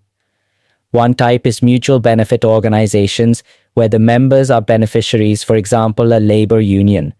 Another type is represented by business concerns, where the main beneficiaries are owners. Third type is client-centered, as in case of service organizations. The fourth type is the commonwealth organizations, which are meant for the benefit of the public. Formal organization has fixed set of rules of intra-organization procedures and structures. These rules are set out in writing, leaving a little scope for interpretations. In some societies or in some organizations, such rules may be strictly followed. In others, they remain at the level of formalization only. The informal organizations are informally organized by the participants themselves, and they complement those formally organized for them by the management. It is the interlocking social structure that governs how people work together in practice. It is the aggregate of behaviors, interactions, norms, personal and professional connections through which work gets done and relationships are built among people who share a common organizational affiliation. It consists of a dynamic set of personal relationships, social networks, communities of common interest, and emotional sources of motivation. Informal organization originates or evolves spontaneously in response to changes in the work environment. Characteristics of formal organization: enduring unless deliberately altered; static, very specified written rules; equates person with roles; hierarchical, people are bounded together with formal rules and procedures. While informal organizations have following characteristics: evolve or emerge spontaneously, dynamic and responsive. Rules are not specified if written. Treat people as individuals. No hierarchical relations. Membership of an organization, along with its privileges, entails duties and responsibilities. It is just like availing a new status in order to make the individual aware of his new responsibilities and status. Many organizations go through the initiation ceremony along with oath-taking process. Some organizations maintain secrecy, which builds a kind of social distance between members and outsiders. For example, Mau Mau, a secret organization of West Africa, Verghese, 1992. In a large organization, many smaller organizations exist. These smaller organizations, which are themselves formal organizations, work as subunits of larger network. This whole network of organizations and its subunits is known as complex organizations. Etzioni, 1961, 464, opines, complex organization constitutes one of the most important elements which make up social web of modern societies. Most citizens of modern societies are born in a hospital, educated in school, work in one organization or another, and to the degree to that they participate in religious and political activities, these too frequently take place in complex organization. In short, members of modern societies obtain a large part of their material, social, and cultural satisfaction from large-scale organizations. Activity as 1. Name 5 formal and informal organizations found in your society. 2. Find out the characteristics of bureaucratic organization of your society. Modern organizations differ in 3 ways with social groups: I, division of labor; 2, power centers; and 3, substitution of personnel. Contemporary organizations are specialized and are likely to be formed when there is a complementary or common interest which may bring the members together for activities of mutual interest. 2.7 Summary. In this unit, you have learnt about social groups including primary and secondary groups, communities, associations, and formal and informal organizations. Social groups are based on social interaction, and the degree of interaction decides the nature of the group. While community is a spatial phenomenon having we feeling, on the other hand, associations and organizations are formed in order to fulfill certain purpose with specific objectives. These concepts would help you in understanding the society and its structure in a better way. Unit 3, Social Identity and Movements, Contents, 3.1. Introduction, Identity, 3. 1.1 Society, Self and Identity, 3. 1.2 Culture and Identity, 3. 1.3 Identity, Self-Recognition and Meaning, 3. 1.4 Identity, Reasons and Choice, 3.2 Transformation of Identity, 3. 2.1 Identity and Domination, 3. 2.2 Identity, Power and Changing Society, 3. 2.3 Identity in Networked Society, 3.3 Collective Actions, New Identity and Social Movements, 3.4 Resurgence of Multiple Collective Identities in India, 3.5 Summary, 3.1 Introduction, Identity. In general sense of the term, it is widely stated that an identity is what I am or we are, he is or they are. The I and we, similarly he and they, is neither independent autonomous social product nor remain fixed forever. One's identity is constructed through the processes of interaction and daily engagement both with the local and global society. These processes of construction get widely influenced by the social and cultural institutional arrangements of the society like the caste, religion and ethnicity, class, political party, state and the like. Thus, the process of identity construction get negotiated both with the localized conditionalities, historical experiences and interconnections with the wider society. It is a complex and dynamic process through which individual collective self gets constructed, reformed, and rejuvenated. Hence, the summations of identity represent the collective self. Generally speaking, human beings are born in society, and societal conditions widely shape the identity. 3. 1.1 Society, Self and Identity. The issues of self and identity are frequently used in the symbolic interactionist theories. To them, self reflects society, that is, society shapes self, which shapes social behaviors. Mead, 1934, Cooley, 1902, Bloomer, 1969. Society, however, is not a homogeneous, undifferentiated identity. It is having eclectic dimension. Hence, the structural symbolic interactionist visualizes societies as highly differentiated yet organized systems of interactions and relationships encompassing a wide variety of cross-cutting lines based on social class, age, gender, ethnicity, religion, and more. Here, self must be seen as multifaceted, as comprised of a variety of parts that are sometimes interdependent and sometimes independent of other parts, sometimes mutually reinforcing and sometimes conflicting, and that are organized in multiple ways. Self is conceptualized as sets of discrete identities or internalized role designations. It is also argued that identity varies in their salience, that a given identity can be invoked in a variety of situations, or it can be defined as differential probability. Thus, choice between or among behaviors expressive of particular roles will reflect the relative location of the identities associated with those roles. Stryker, 1998, 73, 74. 3. 1.2. Culture and Identity. Philosophically, identity is not a universal but a culture-specific discursive construction. Hall, 1990, talks about cultural identity that is formed continuously. Cultural identity is not an essence but a continually shifting description of us. Hall's, 1996, argues that there is no automatic connection between various discourses of identity, namely class, gender, race, age, etc., as they can be articulated in different ways. In this connection, the issue of multiple identities as propagated by several social scientists is highly relevant. To Barker and Galasinski, 2001, we may reflect on the multiple identities of the contemporary subject, that is, the weaving of the patterns of identity from the discourses of class, race, gender, etc. We can thus conceive of people as operating across and within multiple subject positions constituted by the intersections of discourses of race, gender, age, nation, class, etc. Thus, there is an element of plasticity in the formation of identity. Here to Hall, 1996, it is the very plasticity of identity that makes its cultural and political significance for the shifting and changing character of identities chronicles the way that get transformed over time, and as a result, they tend to be subjective construction of mainly their objectively fixed phenomena. Hall, 1996. 3. 1.3 Identity, Self-Recognition and Meaning, Furiochiruti, 2001, is of the view that the change in self-perception of the actor plays a crucial role both in the formation and transformation of identity.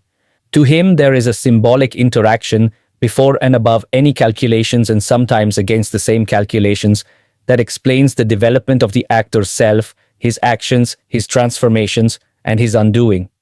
The resurgence of identity also signifies a shift in attention from structure to agency. Reflection. Chiruti, 2001, emphasized two important dimensions related to the process of establishment and transmission of identity. A. It creates a source of meaning to provide legitimacy to the decisions, action, and unity of the group's existence. And B. It also defines the outer limits of group solidarity. Identity in question, thus, should be considered as an evolving identity and not a static one. Thus, collective identity is a dynamic process and is a social construction. Such a construction also involves the social production of boundaries reflecting the process of inclusion and exclusion. Self-recognition is an essential aspect of identity formation, which is produced by collectively operated individualization of value, norms, life forms, etc. Furiochiruti, 2001.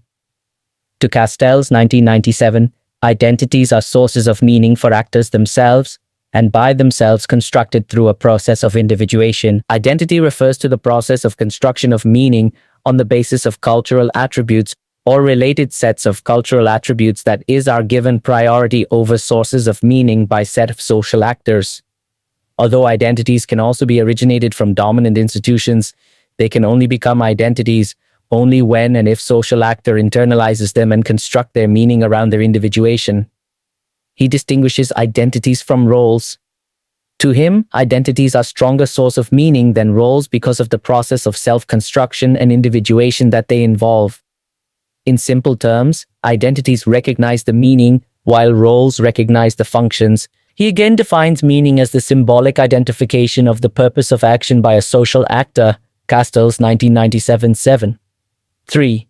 1.4 Identity, Reasons and Choice.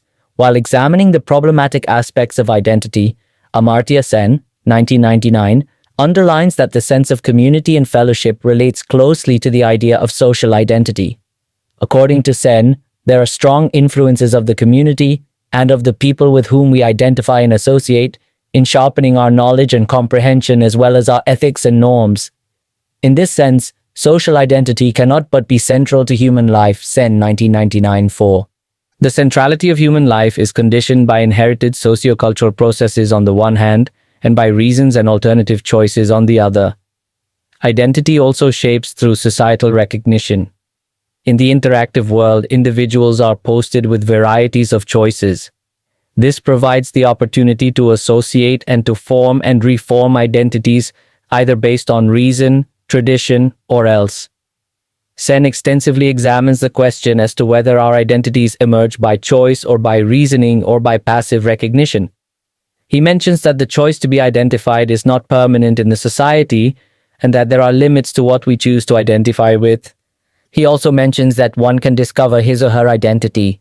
However, to him, choices have to be made even when discoveries occur. Choices do exist, and any denial to this fact leads to the uncritical and unquestioning acceptance of conformist behavior with several conservative implications. To him, the unquestioned presumptions are merely unquestioned, not unquestionable. The unquestioning acceptance of social identity may also involve a radical shift in the identity having accepted as discovery rather than reasoned choice. For example, a shift from the holistic to sectarian identities may be a product of unquestioning acceptance of coercive arrangement. This unreasoned identity shift may lead to devastating effects, like in Rwanda or Yugoslavia. Here he explains the phenomena of new tyrannies in the form of newly asserted identity that tyrannizes by eliminating other identities. These identities may have a political role. However, these may be oppressive if no room is given to other claims. To Sen, to deny plurality, choice and reasoning in identity can be a source of repression. Choice is possible and important in individual conduct and social decisions, even if we remain oblivious of it. Sen 1999, 22. 3.2. Transformation of identity. Social movements not only help generate new collective identity or common identity, but also provide a broad field for the transformation of social identity.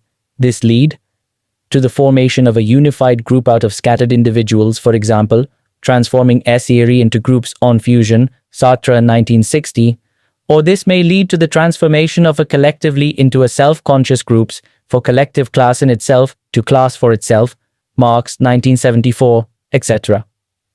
Sartre calls série the normal state of crowds, that is, a series of atomized individuals, each one seen as isolated in his or her inner world, and going his or her own way without caring about others' ways. What Sartre is pointing out is that whenever and wherever this figure is actually doing something or even just walking in the street, it has a silent companion, social control. The public space is wholly under the control of the established power. Every individual, whatever she or he thinks of the manifest public discourse, all is well, and its latent content, noting can be changed. Cf. Berto 1990, 150. Whether he or she accepts the rule of this power or rejects it, does so secretly, thus behaving as if accepting it. Therefore, each one, looking at all the others who work, comply and keep quiet, thinks they are alone in secretly rejecting this social order. When, however, frustration mounts in each person individually, it takes only a small event to trigger an instantaneous and massive change of state from theory to group infusion. As soon as each person in a serialized mass realizes that some others contest the established power, as he or she takes one step forward to openly express support, a chain reaction spreads through the atomized series and transforms it into a fluid group on fusion, which instantly moves from the status of subordinated passive object to that of subject capable of action. Cf. Berto, 1990, 155-56. Indeed, social movements provide the required platform for such transformation. In the Marxian analysis, transformation in the collective identity has been viewed as transformation of class identities from that of class in itself to class for itself.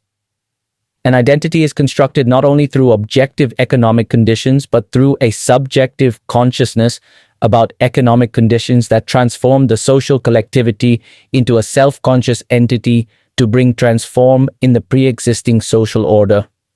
The social collectivity with common economic position and conflicting economic interest vis-a-vis the other form, objective basis of a class in itself. This is social class without identity, and it is incapable of collective action as it lacks subjective consciousness.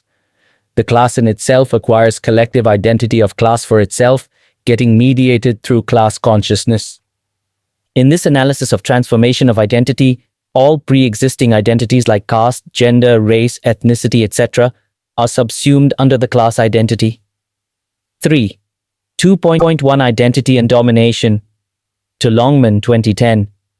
In face of the structural crises, contradictions, and dislocations due to globalization, there is often a migration from the political, economic to cultural collective identity and emotional realms. Customary identities regarding work, gender orientation, religion, etc. face economic and/or cultural challenges and crises that in turn impact identities and cause emotional distress to actors. For Foucault, power and domination work through the inscription and control of identity through various disciplinary, discursive practices. C.F. Buchler, 2000. Gramsci's notion of cultural hegemony depends on mediation through identity to naturalize the historical. Langman, 2000. Thus, a crucial aspect for certain contemporary social movements is rejection or refashioning of identity's values to influence the future directions of a society. From what has been said, collective identity can be seen as a contested terrain in struggles for hegemony. The historic blocs in power defend their power and privilege by fostering identities in which subjugation is cloaked, and most people accept their domination, ruling bloc interests, as normal, common sense, and in their best interests. In other words, the production of identities is a part of hegemonic processes that sustain structures of domination at the level of the person, and the acceptance and performances of those identities is not without certain emotional gratifications, for most people most of the time. The extent to which such identities are embraced without question and reproduced in performance over time sustains the continuity of the society. This has been the essential nature of the structuration process for Giddens and the nature of the habitus for Bourdieu. Most notions of identity locate the person group within certain structures of hierarchy and domination. This may be racial or ethnic. Colonizers impose subaltern identities on the colonized, the acceptance of which empowers the colonizer, even if the colonized turns violence on his herself. Fanon, 1986. Women have been socialized to be subordinate to men, but as Simone de Beauvoir noted the suffering of women as other, what Freudian called the illness without a name, gays have long suppressed their identities. 3. 2.2 Identity, Power, and the Changing Society. Identity is also linked to broad societal arrangement. Each of the societies, primitive, agrarian, industrial, and post-industrial, is represented by their own variety of identities. In recent years, the process of construction of collective identity has taken a complex shape in the wake of the initiation of new economic orders, introduction of new technologies, an unprecedented flow of new technology, and increasing flow of human and material objects across the globe. Manuel Castells, 1997, in his famous work, The Information Age, Economy, Society, and Culture, The Power of Identity, elaborates the process of emergence of identity that challenges the processes of globalization and cosmopolitanism. To him, along with the technological revolution, transformation of capitalism, and the demise of the statism, we have experienced the widespread surge of powerful expression of collective identity that challenges globalization and cosmopolitanism on behalf of the singularity and people's control over their lives and environment. These expressions are multiple, highly diversified, following the contours of each culture and the historical sources of formation of each identity. They include practice of movements aiming at the transforming human relationship at their most fundamental level. Castells, 1997-10. Though it is easy to accept that identities are constructed, to him the real questions are how and for what. He is of the opinion that the identities are constructed in the context of power relationship, and he proposes 3 forms of the origins of identity building. Legitimizing identity, introduced by the dominant institutions of the society to extend and rationalize their domination vis-à-vis social actors. Legitimizing identity sustaining the social order. Typically, these include patriotic, religious, or consumerist orientations. Such identities, the most typical in any society, maintain the status quo. Resistance identity, generated by those actors that are in positions/conditions devaluated and/or stigmatized by the logic of domination, thus building trenches of resistance and survival on the basis of principles different from or opposed to those permeating the institutions of society. Castells, 1997. Resistance identities attempts to retain or restore waning identities that oppose globalization and its impacts.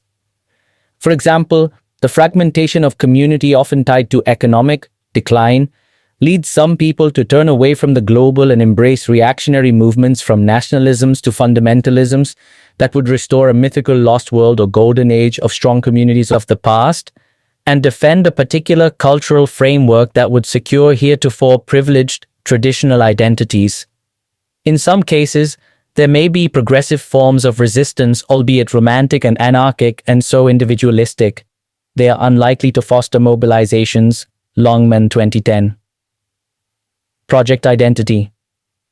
When social actors, on the basis of whatever cultural materials available to them, build a new identity that redefines their positioning in society, by so doing, seek the transformation of the whole structure. Castells, 1997-8. For our purposes, the most important, if often least frequent pattern, are the project identities that challenge the hegemony of the dominant class at several levels, not the least of which are proposing alternative identities that typically resist rationalization and/or commodification and consumerism. These project identities pose fundamental challenges to late capitalist modernity in which rational technologies, as forms of domination, colonize the life world as well as collective identity, child-rearing, family life, work, organizational spheres, and even the pursuit of pleasure. Giddens, 1991, Habermas, 1975, Hochschild, 1997. The attempts to renegotiate and/or fashion new forms of tolerant democratic identities that embrace alternative futures, in turn act to impel progressive social transformations. Such people seek to transform people and society in terms greater equality, freedom, and democracy. But these project identities are emergent in the interaction of struggle. They are neither a priori nor clearly envisioned as goals.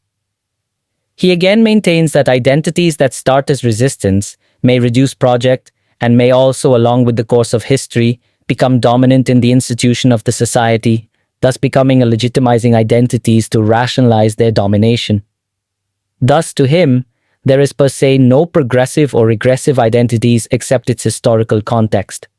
However, in his each type of identity process leads to a different outcome in constituting society. Legitimizing identity generates a civil society that is a set of organization and institutions, as well as a series of structured and organized social actors, which produce, albeit sometimes in a conflict manner, the identity that rationalizes the source of structural domination.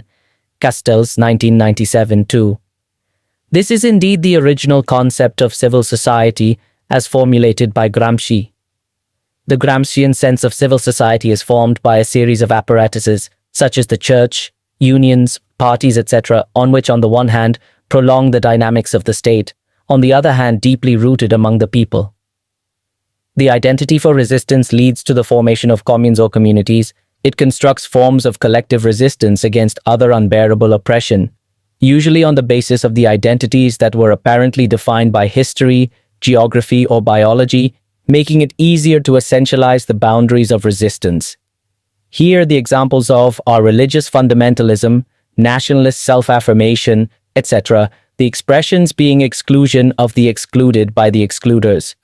The project identity, according to him, produces subjects.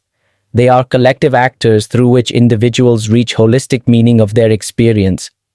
In this case, the building of identity is a project of different life, expanding towards the transformation of the society. Castells, 1997-10. 2.3 Identity and Networked Society. To him, the dynamics of identity is central to the network society, and herein he accepts the tenets of Giddens' characterization of identity in the late modernity. Locating self-identity within the interplay of local and global, he accepts Giddens' view that self-identity is not a distinctive trait possessed by the individual. It is the self as reflexively understood by the person in terms of her biography. To be a human being is to know both what is one doing and why one is doing it. In the context of the post-industrial order, the self becomes a reflexive project. Reflexively organized self-planning becomes a central feature of the structuring of the self-identity. Giddens, 1991. To Castells, however, the rise of network society calls into question the process of construction of self-identify. It is because the network society is based on the systemic disjunction between local and global for most individuals and social groups. Therefore, reflexive self-planning becomes impossible, except for the elite inhabiting in the timeless space of flows of global network and their ancillary locales. Under such new conditions, civil societies shrink and disarticulate because there is no longer continuity between the logic of power-making in the global network. The search for meaning takes place then in the reconstruction of defense identified around communal principles. Most of the social actions becomes organized in the opposition between unidentified flows and secluded identities, and that the condition of the subject at the heart of the process of social change takes a different route to one we knew during modernity and late modernity, namely, subjects, if and when constructed, are not built any longer on the basis of civil societies that are in the process of disintegration, but as prolongation of communal resistance. This is the actual meaning of the new primacy of identity politics in the network society. Castells, 1997-11. Castells, while explaining the process of emergence and transformation of social movements in the context of the network society, states that information technology is transforming the world, and it is causing disintegration of existing mechanism of social control and political representation. All over the world, there is perceived loss of control over lives, environment, jobs, economies, governments, countries, and ultimately over the fate of the earth. there is an emerging new global order, and alternative projects challenge the logic embedded in the new global order. Now, there are unexpected ways of reactions and mobilizations. In his view, social movements can be categorized by three principles: the movement's identity, the movement's adversary, and the movement's goal, which was originally propagated by Touraine, 1966. The identity refers to the self-definition of the movement of what it is. Adversary refers to the principal enemy, as explicitly defined by the movement, and the social goals refers to the vision of the social order the movement would wish to attain. To him, in the information age, bypassed by global network of wealth, power, and information, the modern nation-state has lost much of its sovereignty. In this age, the legitimizing identities are drained away. He, however, has visualized the emergence of a powerful resistance identities, both retrenched in the communal heavens and built around proactive social movements which choose to establish their autonomy in their communal resistance, for example, the women's and the environmental movements. In the network society, together with the state apparatuses, global networks, and self-centered individuals, there are also communes formed around resistance identity. However, their logic excludes each other. In this backdrop, he visualizes the emergence of project identities from the development of the resistance identities that arise from a commune. The commune of resistance defends their space and their places against the placeless logic of the space of flows, characterizing social dominations in the information age. In the network society, power is diffused in the global network of wealth, power, and information and images. The social movements, according to Castell, are emerging from the communal resistance to globalization, capitalist restructuring, organizational networking, uncontrolled informationalism, and patriarchalism. Such of them are of ecologists, feminists, religious fundamentalists, nationalists, and localists. 3.3 Collective actions, new identity and social movements. Among the new social movement scholars, the issue of collective identity formation has got a place of prominence, whereby issues such as collective participation, group solidarity, and cultural integration and so on have been widely emphasized. How are these identities formed? What are their implications for a social movement? To Pizzorno, the direct participation in collective action is an essential component of collective identity formation. This participation in the collective action, to him, need not be seen in terms of gain or loss, but in terms of production of solidarity. These kinds of action are connecting a process of formation for an identity. Pizzorno, 1978, 293. It is now imperative for us to look into the nuances of identity perspective that has been widely used in West European countries to study social movements since early 20th century.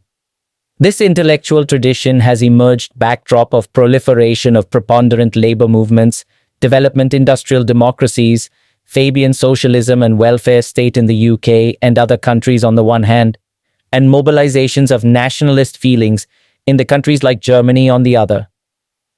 Indeed, institutionalization of reformist and social democratic labor movement in Western Europe affected the way social movements were conceived by social scientists in these countries, Eiermann and Jameson, 1991, 17, 18. However, since 1960s, going away from the economic determinism and newness were the major thrusts to study social movements. Touraine, 2006, makes it very explicit.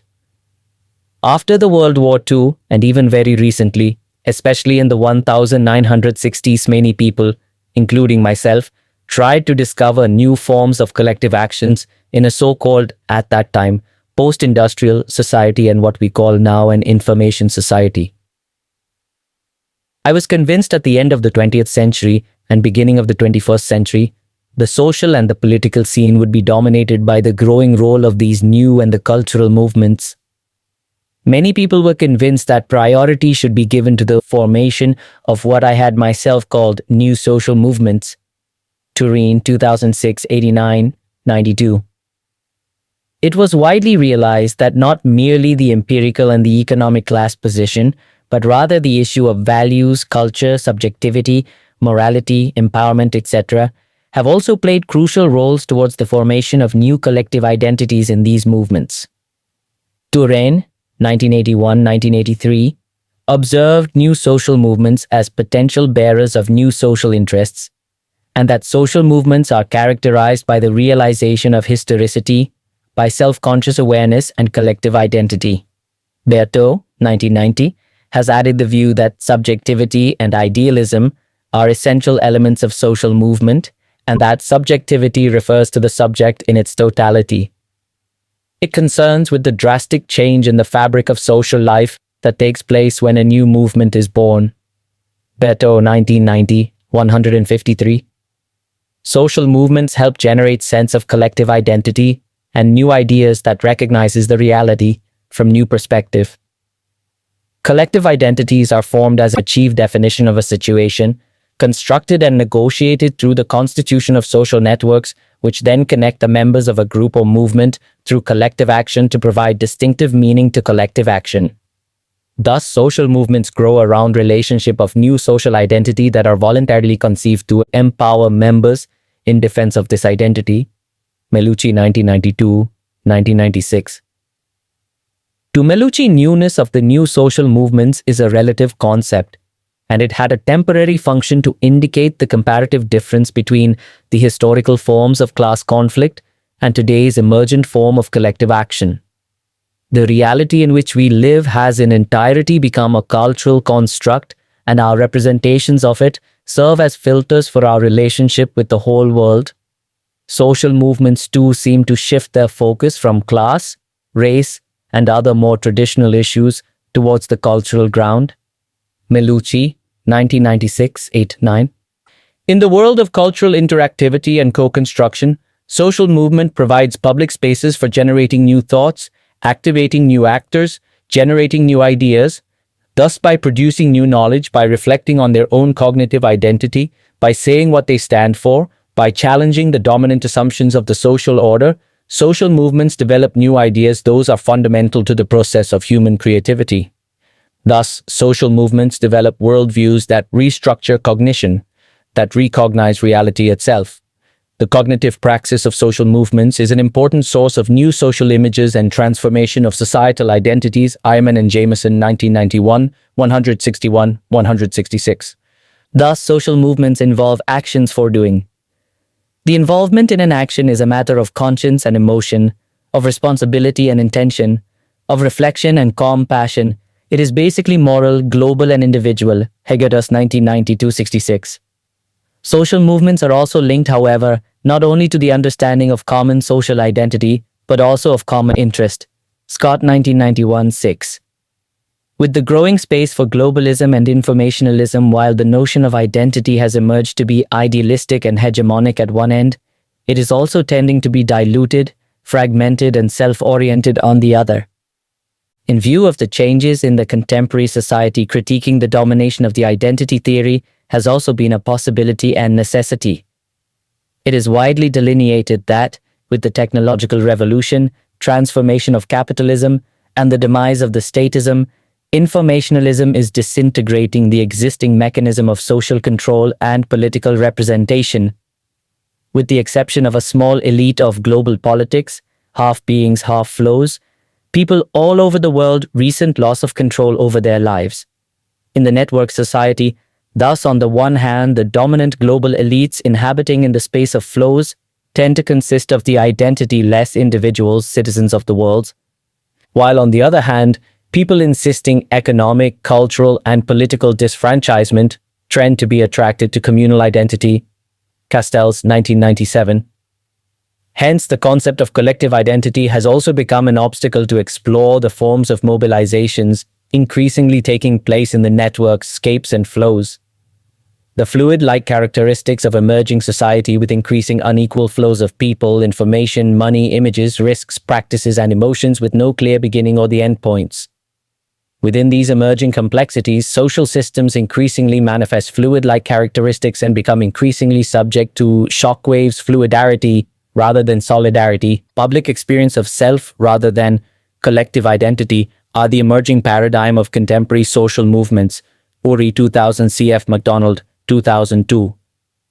These emerging phenomena have induced a good deal of complexities in comprehending social movement theoretically and in understanding the nature of collectivities on which the very foundation of social movement is laid.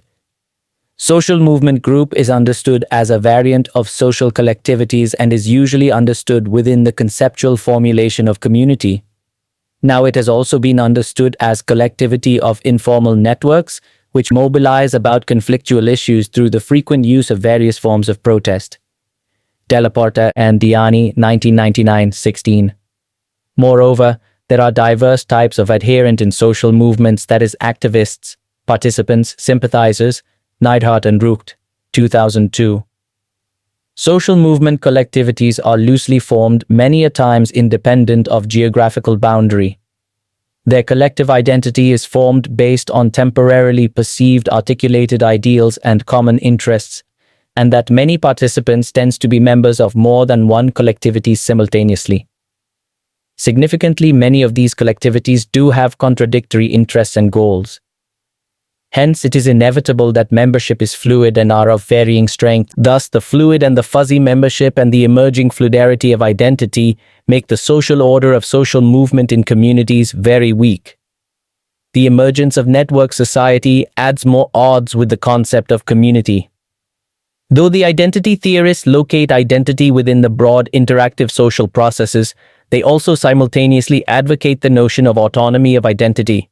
Their focus has been on the theme of political autonomy against ideological determinism, personal autonomy, and autonomy from localized formulation. Away from the perspectives of these theorists, autonomy is also understood as process of formulation from below. E.P. Thompson, 1963, in his seminal History from Below, underlined the autonomous discourse by popular strata. To him, two processes are to be integrated to define popular movements: integration in the collective action of the popular strata, definition of an autonomous and independent discourse. If such a definition is general, encompassing different historical realities, it might be useful as a methodological suggestion to attempt the interpretation of the actual, located in the time and space. Indeed, the issue of autonomy has emerged to be an integral part of social movement analysis, in the context of emerging fluidity of identity, emergence of resistance from below, and formation multiple identities both at the global and the local levels. Notwithstanding their contradictory theoretical positions from those of the political process and the new social movements theorists, the dependency theorists now recognize that in the world system there have existed multiple identities and varieties of social movements: the socialist, labor, women, nationalist liberation, peasant, ecology, even some religious movements within the capitalist world economy. Since late 1960s, these have been primarily triggered by the sense that the old movements, the social democrat, the communist, and the nationalists, had failed in many of their objectives, and that there has been a major crisis in the anti-systemic social movements. Wallenstein, 2002. It is again pointed that the anti-systemic movements overshadowed the ever-present other social movements who are now gaining significance, while the performances and promise of other social movements are declining. The increasing failure of the state/political parties, labor movements/parties, socialism/Marxist parties, as well as people's increasing refusal to be manipulated by these, now also increasingly draws the new other social movements. Gunder Frank and Matra Fuentes, 2002, 177. In the present moment of the society is marked by the appearance, new problems, and new social movements which can no longer be explained by invoking another order of the phenomena, the laws of the capitalist development, or the consequences of modernization. It is also a different intellectual moment, causing to the inability, to the traditional left, to understand social and the political events of this era. Our most urgent need is to learn how to name and analyze the new social practices and the new forms of collective action which are shaping the societies of today and tomorrow. Turin, 2005, 11, 12, 25. In the changing society, while most of the social movements have remained institutionalized, working-class movements are also on a decline and have emerged to be incapable of rising to the level of historicity to challenge the overall control of the major orientations of collective life. New forms of social movements are also in the making to articulate new forms of identity and interests. Significantly enough, the end of Cold War and emergence of new phase of economy with globalization has marked the proliferation of global movements involving numerous struggles on the question of environment, human rights, vision of another world, demand of recognition of cultural identities, and so on. Yorka, 2005. In the changing world, conflict is now getting institutionalized and social movements becoming permanent component of political interest mediation and legitimate factors in contemporary societies. All these are leading to the conspicuous formation of the movement society. All these indicate the trends of potential emergence and sustenance of plurality of social movements, taking up long-term and permanent positions in society on diverse issues and interests. Ruchten Neidhart, 2002. With the emergence of multiplicity of social movements in the movement society, social movements are to encounter its inverted image, the social anti-movements which instead of promoting a social or a cultural identity, champion of some abstract entity, essence or symbol, and speak in the name of a purity or homogeneity. Again, instead of building relationships with other actors, agreeing on the principles of debates and negotiations, they champion absolutes and adopt do or die attitudes. And if they appear in an arena where social movements also exist, they try to destroy these movements and fight against them. Yorka, 2005-18. In the wake of globalization and the emerging interplay of several new forces, a large part of the society is undergoing a profound process of socio-cultural decontextualization. These have generated new varieties of social change and mobility and have led to the articulation of diverse interests and identities, and expression of diverse varieties of protests, conflict, collective mobilization, and social movements. Significantly, many of the processes are intertwined with each other. Societies in India are experiencing fast processes of transformation in response to global forces and internal fluid situations, which has resulted in emerge of various new movements. 3.4 Resurgence of multiple collective identities in India. In recent years, societies in India have borne witness to the proliferation and resurgence of varieties of identities. These are widely caused by increasing quantum of interconnectivity, social mobility, and interpenetration of new technologies on the one, and persisting poverty, unemployment, ill health, livelihood insecurity, social subordination, and coercion of the dominant section of the population on the other. Hence, many of the pre-existing identities have got redefined and rejuvenated in the changing context to become protest identities in the contemporary society. Societies in India now widely experience the proliferation of fluidity of collective identity. The conventional and the pre-existing patterns of vertical social mobility have been diluted in the wake of decline in the land-man ratio and the increase in the occupational diversification and rural to urban migration. Vast segment of the population are now horizontally mobilized from agriculture to non-agricultural activities, and a good number of them from rural to the urban areas. It has widely contributed to the increasing informalization of Indian economy to accommodate 92% of the workforce who can't spend hours 20 per day towards consumption. Indeed, in spite of occupational mobility, the economic vulnerability of the marginalized segment of the population has not been altered.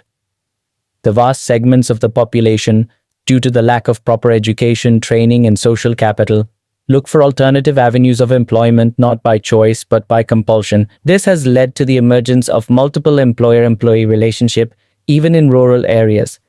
The predominant and stable forms of agrarian employer-employee relationships, landlord-tenant or landlord-agricultural laborer, etc., are now being replaced by unstable, infrequent relationship with multiple employers or the service users.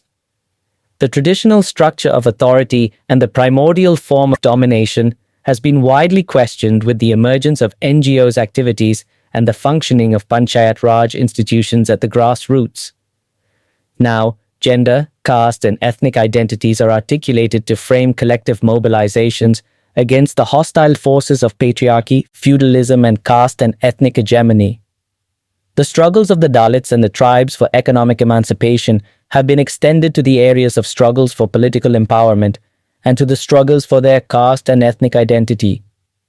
The practice of democracy at the grassroots has generated a space for self-assertion among the marginalized groups on diverse issues and have contributed to the continuity of the culture of collective mobilizations and rearticulation of regional, ethnic, gender, etc. identities. For example, the Telangana region of Andhra Pradesh, which has visualized the proliferation of peasant movements, visit the Telangana 1948 to 52, Naxalite movements 1972 onwards, has now seen the proliferation of numerous collective mobilizations at the grassroots through the resurgence of multiple identities. For example, the resurgent separate Telangana statehood movements based on the ethnic identity of the Telangana people, mobilization of the agrarian poor, and sustained agrarian conflict spearheaded by the CPI-ML, People's War Group, and various other Naxalite outfits, mobilization for the protection of civil rights of citizen by Andhra Pradesh Civil Liberties Committee, APCLC, Organization for the Protection of Democratic Rights, Citizens Forum, etc., mobilization of scheduled tribes by Tudum Deba, a militant organization of the scheduled tribes, mobilization of Madiga, a scheduled caste, by Madiga Reservation Porata Samiti, MRPS, for recategorization of the scheduled castes into 4 groups based on their contemporary educational and economic status for the purpose of reservations in jobs, education, etc. Mobilization of cultivators by Roitu Seva Samiti, Jala Sandhana Samiti, demanding irrigation facilities for the peasants.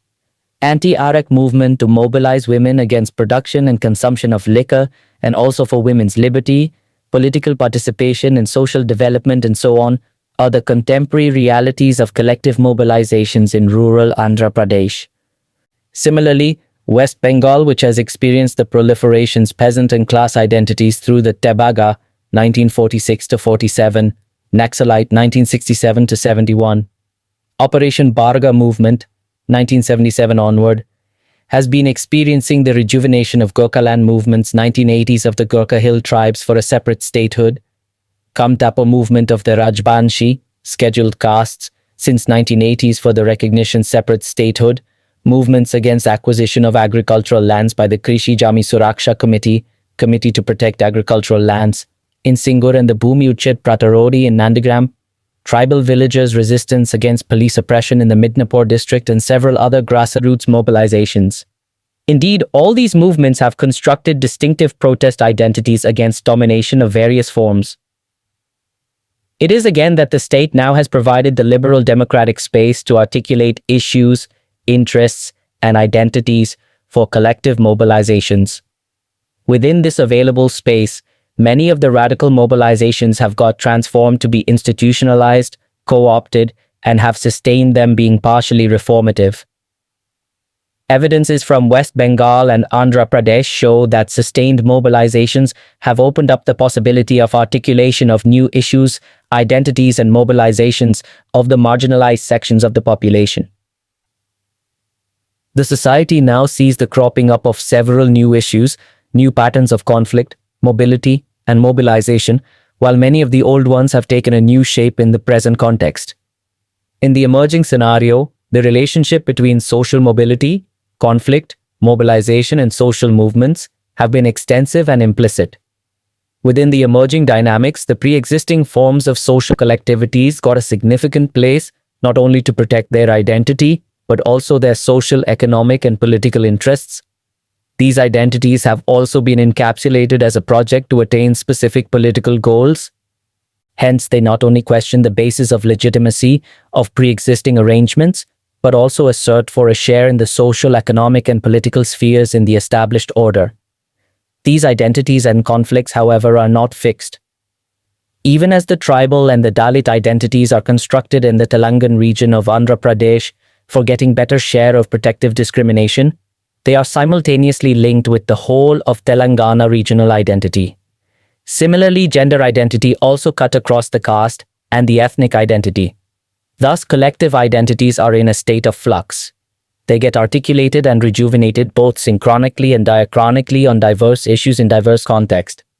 They move like a pendulum in these mobilizations, getting fixed at one end and liberated at the other. Singaroy 2004. 3.5 Summary. Collective identity is constructed through the process of interaction and engagement with contemporary social processes on the one hand and historical experiences on the other. As this engagement and experiences are historically circumscribed, there have been diverse processes of construction and transformation of social identity. Though at times identities operate in silence, it also becomes idiom of public projections of collective solidarity, becoming parts of organized and spontaneous social movements. As social collectivity, human beings respond to variety of situations, articulate multiple identities, and get associated with multiple networks cross-cutting the predefined boundaries of given social groups. Herein, the process formation and transformation of social identity is complex and fluid. This unit, besides providing you conceptual clarification on identity, its formation and transformation has also discussed the location of identity within the local and wide social processes. We have learned the intertwining between society, self and identity, relation between culture and identity, the interface of identity with reasoning and available social choices. As identity gets transformed, it gets interlinked with process of formation, rejuvenation and reconstruction of identity.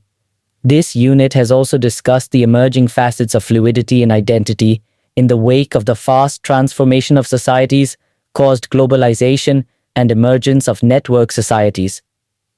Besides discussing the theoretical issues, this unit has also provided you a glimpse of the emergence of multiple identities as reflected in the grassroots collective action in rural India. Unit 4. Social Change in Indian Context, Contents, 4.1 Introduction, 4.2 Colonial Rule and its Impact, 4.3 Hinduization and Sanskritization, 4. 3.1 Sanskritization, 4.4 Westernization and Modernization, 4.4 Modernization, 4.5 Multiculturalism and Globalization, 5.1 Globalization, 4.6 Summary, Learning Objectives. Once you have studied this unit, you should be able to understand the nature of social change in Indian society, describe Hinduization, Sanskritization, Westernization, Modernization, globalization and multiculturalism, and understand how these processes are responsible for social change in India. 4.1 Introduction. Like any other society, Indian society too has been changing. However, the pace of change increased rapidly since the advent of British rule in India. British colonial rule had a profound impact on Indian society. This change took place both in its structure and functioning. Then came independence, and what makes the social change in the contemporary Indian society especially significant and noteworthy is the fact that, to a great extent, it is planned, sponsored, directed, and controlled by the state. Since the last decade or so, globalization has entered into the economic, social, cultural, and political spheres of Indian society, adding yet another dimension to social change in Indian society. 4.2 Colonial Rule and its Impact. In any discussion or discourse on social change in Indian society, the impact of the British colonial rule occupies an important place. British rule, Christian missionary, and English education played very important role in changing the face of Indian society. At this juncture, it is prudent to understand and distinguish the impacts of pre-capitalism, colonialism, imperialism, and colonialism during the age of capitalism. Pre-capitalism colonial rulers, though, derived all the benefits and advantages through exploitation of their colonies, but could never intervene effectively in the economic base of the societies they ruled. They simply dominated and subordinated the traditional economies and sustained their rule. The British colonial rule was based on the capitalist system and hence was in a position to make radical interventions in the economic systems of their colonies, which facilitated its expansion. They not only changed the land tenure systems, changing the nature of land ownership, they also intervened effectively in the selection of crops, production system, and their distribution. The British colonial rulers, in order to bring about desired changes in the points of view of the people, brought out a new system of education. In the initial stages, the British rule influenced the port and coastal cities. They brought out changes in the legal, cultural, and even in the field of architecture. A new system of education was introduced to achieve the goal of nurturing a class in India which would sustain the British rule. But significantly, the same Western education became instrumental in the development of national consciousness and anti-colonial movement. As K. M. Panikkar, 1966, points out, the most important achievement of British colonial rule was the unification of India for a better administrative system to serve the colonial interests but it served the purpose for uniting India for the future freedom movement. To serve their own interests, the British rule introduced a new Western education, new means of transport and communication, new technology, and a new system of judiciary. These in turn released new forces of change, and the Indian society could never be the same again. Thus, in a way, the British colonial rule may be seen as the agent of cultural and technological modernization of India. Since there is a lot of overlapping between the impact of colonial rule and impact of westernization and modernization on Indian society, several issues not covered under the present heading shall be covered under westernization and modernization. 4.3. Hinduization and Sanskritization. The process of Hinduization has been all-pervasive within the domain of Indian civilization. However, in the context of tribal populations, it has been studied most, and most of the debate has been with reference to the Hinduization of tribes. G.S. Ghurye, 1963, by describing the tribal population as backward Hindus, initiated intense debate among the anthropologists and sociologists. Perhaps his description was in response or reaction against the missionary activities in some tribal areas, and he wanted the Indians to beware of religious conversion into Christianity. However, his apprehensions did not come true, as even today, the Christian tribals may not be more than 5% of the total tribal population in the country. N.K. Bose and Surajit Sinha looked into the phenomenon of Hinduization with more academic rigor. N.K. Bose, 1975, in his landmark paper on Hindu method of tribal absorption, based his thesis on the role of culture contact over acculturation. He says that the Hindu method of tribal absorption is entirely different from that of Islam, which involves complete conversion. Bose is of the view that the Hindus generally exercised a policy of laissez-faire with regard to the social and religious practices of tribal people and moved on subtly. Reflection. Bose has observed three distinct features in the absorption of the tribal into the Hindu fold. A. Although the policy was not to displace the original culture of the tribes, something had to be done to bring the tribal cultures in line with Brahmanism. B. Once the tribe comes under the influence of the Brahmanical people, a strong tendency was set up with it to remodel its culture more and more closely in conformity with the Brahmanical way of life. C. However, the tribes could not be allowed to come very close to their superiors. The Brahmins very often step in to check such progress. Thus, many forms of culture come into existence. However, Surajit Sinha took a different view. He opposed the existing idea that tribes were an isolated people. On the basis of his study of Bhumij, Munda, Gond, and other tribes of central India, 1959, 1962, 1982, Sinha identified the urge of Bhumij to move away from tribal base to acquire a Kshatriya status. In 1951, when the Bhumij were labeled as one of the scheduled tribes of this region, they were shocked and protested against this. Sinha realized that to understand tribes in India, one has to put them in a proper perspective. He says that it was the British scholars who felt that tribes were outside the frame of Varnajati system. He further talked of mutually adaptive strategies of Indian civilization vis-a-vis tribal cultures. The civilization absorbed the tribes but maintained their identity and also determined their isolation. The modern nation-state is trying to ensure full participation of tribes as equals. In contemporary India, tribal regions have become an arena for competitive faiths to the detriment of tribal societies.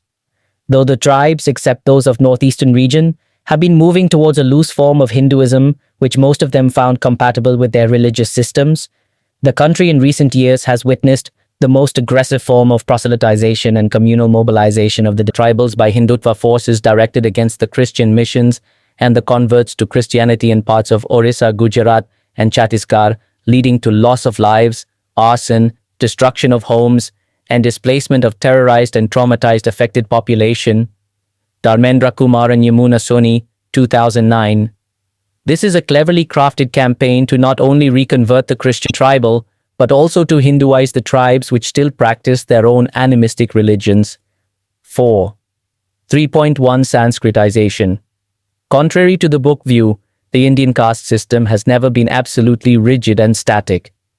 This observation has led progressively to various attempts to explain in systematic terms the manner in which change, or more precisely mobility, occurs within it. The process of hypogamy may be the earliest attempt in this direction. Broadly speaking, 4 approaches could be delineated in the study of social mobility in India. These are I. Individual or family mobility approach, 2. Corporate or group mobility approach, 3. Comparative approach, and IV. Reference group approach. M.N. Srinivas is the main protagonist of the corporate mobility approach in India. Although some stray attempts have been made to develop theoretical postulations and methodological exercises during the pre-independence period, the first systematic attempt to define, analyze, and understand the process of social change in Indian society was made by M.N. Srinivas in his significant and path-breaking study, Religion and Society Among the Coorgs of South India, 1952. The term Sanskritization used by Srinivas in his study of Coorgs was primarily meant to describe the process of cultural mobility in the traditional rural India. Srinivas holds the view that Hindu caste system has never been so rigid that individuals or castes cannot alter or raise their status. He defines Sanskritization as the process by which a low caste or tribe or other groups takes over the customs, rituals, beliefs, ideology, and lifestyle of a higher caste, and in particular twice-born Dvija caste, Srinivas, 1952. For instance, a low caste or tribe or any other group may give up non-vegetarianism, consumption of liquor, animal sacrifice, etc., and imitate the Brahmins' lifestyle in matter of food, dress, and rituals. By following such a process within a generation or two, they may claim a higher position in local caste hierarchy. Originally, Srinivas used the term Brahmanization to denote this process. However, when he was confronted with other models of emulation, he gave up the term Brahmanization in preference to the term Sanskritization. Moreover, Sanskritization is much broader a concept than Brahmanization because not only it encompasses non-Brahmin models like Kshatriya model, Jat model, Vaishya model, and models of other twice-born castes, but also denotes a wide spectrum of values and lifestyles. The talk of cultural imitation should be in concrete terms so that one could visualize the scenario as it exists. Sanskritization may result in the erosion of cultural autonomy of the womenfolk, which includes erosion in the freedom to choose life partner and adoption of a rigid sexual morality. Changes in family structure include a movement towards the orthodox Hindu joint family, and the concomitant stronger authority of father, monogamy, a stronger caste organization with increased tendency of outcasting ostracism. Also, a rigid commensality prevails along with changed food habits, outlawing beef and pork eating, and consumption of liquor. More emphasis is placed on the acquisition of higher education, adoption of dowry practices, instead of the token bride price, etc. In the realm of religion and religious practices, it frequently results in the donning of sacred thread, giving up sacrifice of pigs at the time of wedding, and increased emphasis on pilgrimage, etc. Srinivas has further explained that political and economic factors have also affected the process of Sanskritization. With the establishment of British rule in India, the lower castes got more opportunities to Sanskritize themselves and subsequently raise their social status because the new rulers and a new political order were not socially involved in the dynamics of caste hierarchy. Sometimes, a lower caste aspiring to climb upward in caste hierarchy through the process of Sanskritization may have to face hostility from the higher castes, especially of middle strata. Sanskritization refers to a cultural process, but it is essential to realize that it is usually a concomitant of the acquisition of political or economic power by a caste. Both are parts of the processes of social mobility. Talking of new agents of Sanskritization, Srinivas, 1992, talks of the festivals of the village deities and the calendarical festivals being increasingly Sanskritized. Harikathas, Yagna, Jagran, etc. are being celebrated with much more ostentation in Indian towns and cities. Religious figures in ochre robes promising salvation or more concrete things to the people continue to appear on the Indian scene. In fact, they enjoy audience which they could not have dreamt of before the newspapers, the microphone, and the radio television became popular. Every one of them can be regarded as a Sanskritizing agent. Indian films frequently make use of religious themes taken from the epics and Puranas. The availability of low-priced books has enabled people to become acquainted with Hindu religious literature in a way not possible ever before. Sanskritization as a process of social mobility may be observed empirically even among the non-Hindu communities, especially those with well-defined social hierarchy such as Muslims and Sikhs, and in lesser degrees among other communities too. Cultural emulation for the sake of status elevation has been the prime motive force among the non-Hindu communities too. When we talk of cultural imitation of the higher castes, dominant castes by an aspiring lower caste, we must not forget that in several cases the motive force is not always cultural imitation per se, but an expression of challenge and revolt against socio-economic deprivation and frustration, like in the case of a lower caste insisting to carry his bride in a palanquin or the bridegroom riding a horse. Because of erosion in the importance of the ritual component of our lifestyle, especially in towns and cities, some observers make the comment that the process has lost its relevance in determining social status. While it is true that power and wealth are the main components of secular status, any status achieved by such means is still sought to be legitimized through acceptance into a higher-born social group or by burying one's community identity or birth origins. Thus, these new principles of status operate contingently together with the caste principle of social stratification, and only rarely do they operate autonomously. 4.4. Westernization and modernization. Westernization seems to be a much simpler concept when compared with its twin concept of Sanskritization. It refers to all cultural changes and institutional innovations in India as this country came into political and cultural contact with the Western nations, especially Britain. More precisely, it is the changes brought about in Indian society and culture as a result of over 150 years of British rule. The term subsuming changes occurring at different levels, technology, institutions, ideology, and values, Srinivas, 1972, he prefers to call this process westernization and not modernization. On a wider plane, westernization includes a scientific approach, emphasis on materialism rather on spiritualism, individualism, liberal approach towards various problems of the society, humanism, equality, egalitarianism, and rationalism, establishment of scientific technology and educational institutions, rise of nationalism, new political culture, and leadership in the country are all byproducts of westernization. The impact of westernization on Indian society may clearly be observed in a number of spheres. It has influenced caste system, and the lessening rigidity may be assigned to a great extent to the impact of westernization. It has promoted the disintegration of joint family, and it has induced a number of social reforms movements. In the economic and political sphere, it has disintegrated cottage industries, promoted variety in cultivation, introduced new measures in land management. It has promoted democratic values and ideals, national consciousness, social justice, and a uniform administrative system in the whole length and breadth of the country. To be more precise, emphasis on humanitarianism and rationalism as a part of westernization led to a series of institutional and social reforms in India. Srinivas expresses the view that increase in westernization does not retard the process of Sanskritization. Both go on simultaneously. Interestingly, in some cases, increase in westernization accelerates the process of Sanskritization. For instance, the expanding means of communication like postal facilities, railways, newspaper, Western technology, etc., have given fillip to pilgrimages, religious propaganda, and caste and communal congregations. Moreover, a significant byproduct of westernization is that under its impact, many higher castes who are more exposed to westernization through English education give up their traditional lifestyle. It is observed that usually the westernized ones live minimally in the universe of caste and maximally within the universe of class. They may practice non-traditional occupations, ignore rules of ritual pollution, dietary restrictions, and may marry outside the caste/region/religion. They may give up the practice of maintaining gotra or caste names, adopt non-vegetarianism, give up the practice of eating in the kitchen or chauka, and may give up sacred thread. In other words, the westernized ones tend to adopt Western models and lifestyle. The lower castes, aspiring to attain higher status in the caste hierarchy, try to fill this vacuum by adopting the Sanskritic models given up by the higher castes under the impact of westernization.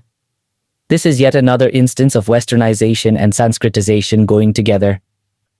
It may be observed that the lower castes spend a lot of energy on Sanskritization, while several higher castes turn to westernization as a means of maintaining the social distance between themselves and the lower castes, which is no longer possible within the old order in the face of the later's current ability to Sanskritize themselves.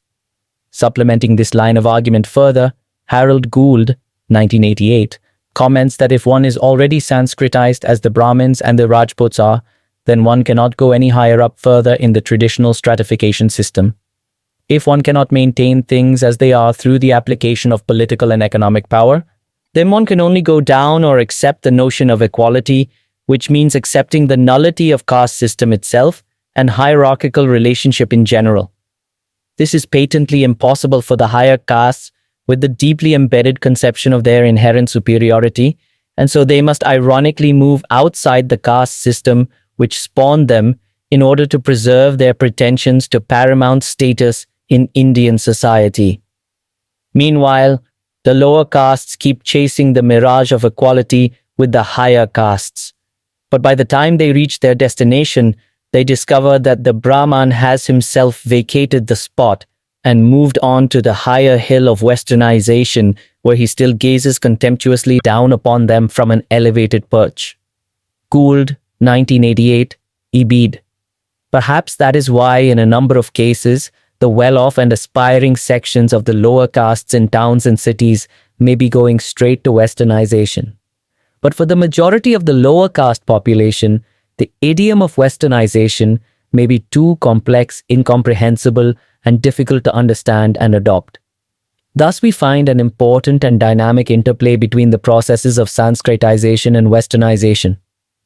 However, the term westernization itself is not free from controversy and complications.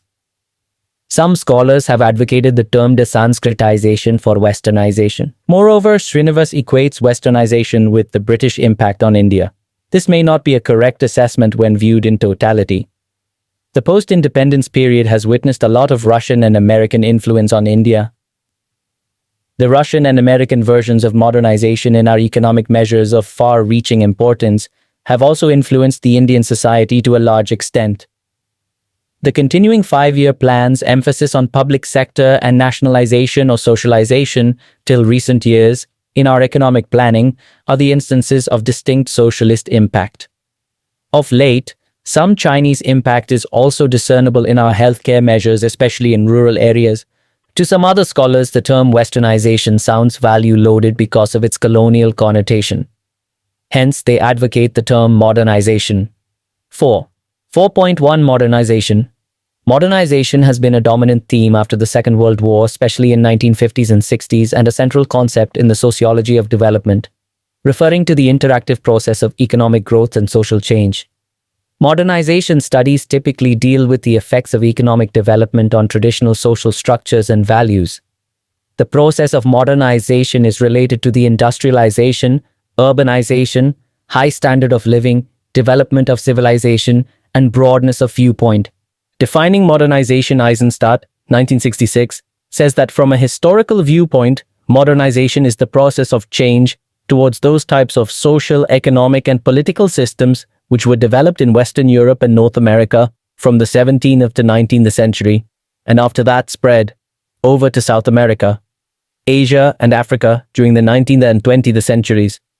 In the context of contemporary times, the concept of modernization is the response of Western social science to the many challenges faced by the Third World in the decades immediately following the Second World War. Therefore, some scholars considered modernization to be the child of westernization. In a brilliant analysis of the ethical aspect of modernization, South Carolina Dubé, 1988, says that an attractive feature of the concept was that it showed an apparent concern for the cultural sensitivities of both the elites and the masses of the Third World. The term modernization was much less value-loaded than its predecessor, westernization. Most countries in the Third World were proud of their cultural heritage and deeply attached to it. While desiring Western standards of plenty, they had no desire to abandon their own lifestyles and values. The concept of modernization recognized the strength of roots.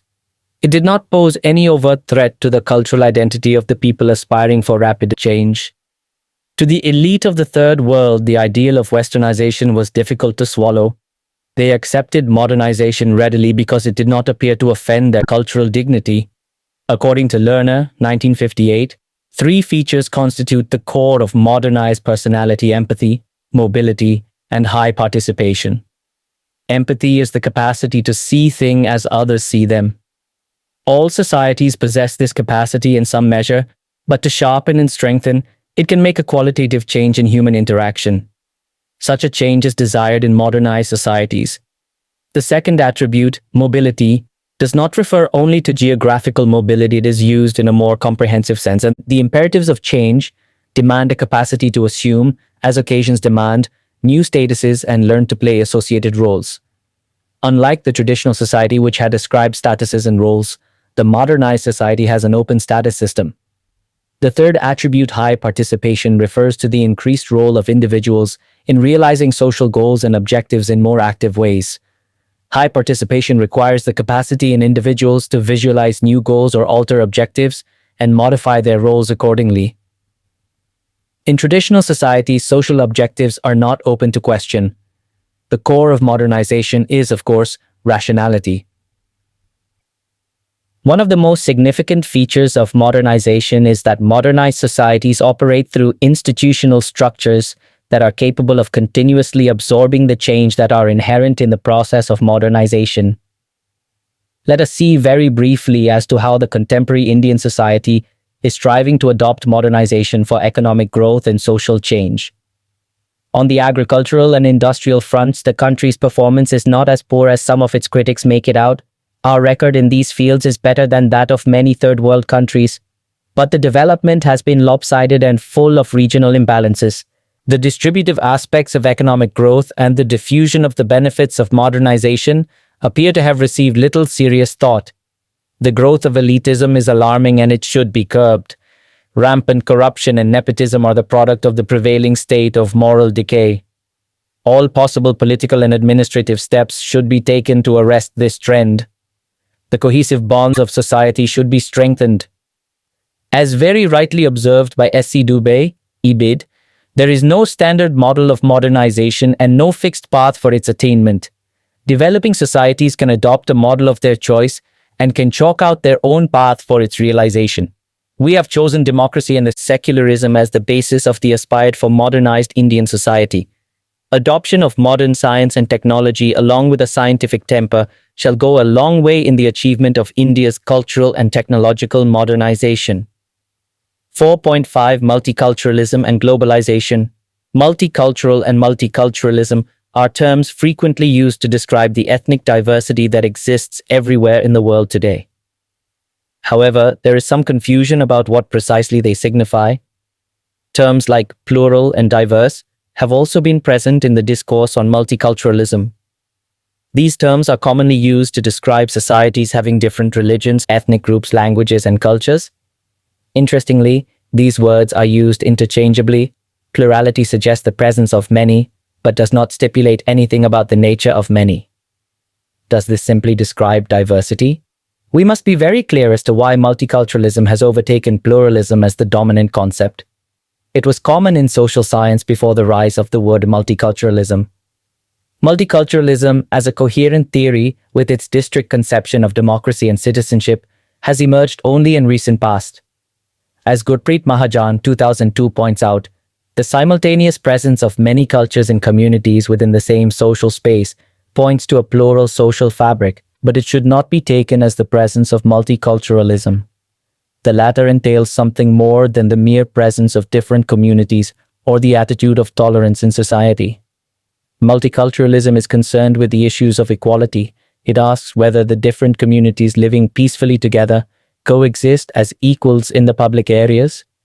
Thus, it is the emphasis on equality that distinguishes multiculturalism from pluralism. Pluralism remains silent about the status of different groups or communities. Extending the debate to more serious analysis, David Theo Goldberg, 1994, in his seminal work writes that multiculturalism stands for a wide range of social articulation. The systematic sectoral division of the world into discrete spheres of control and management of human population creates a severe challenge to creating a truly democratic, equal, diverse, but coherent world.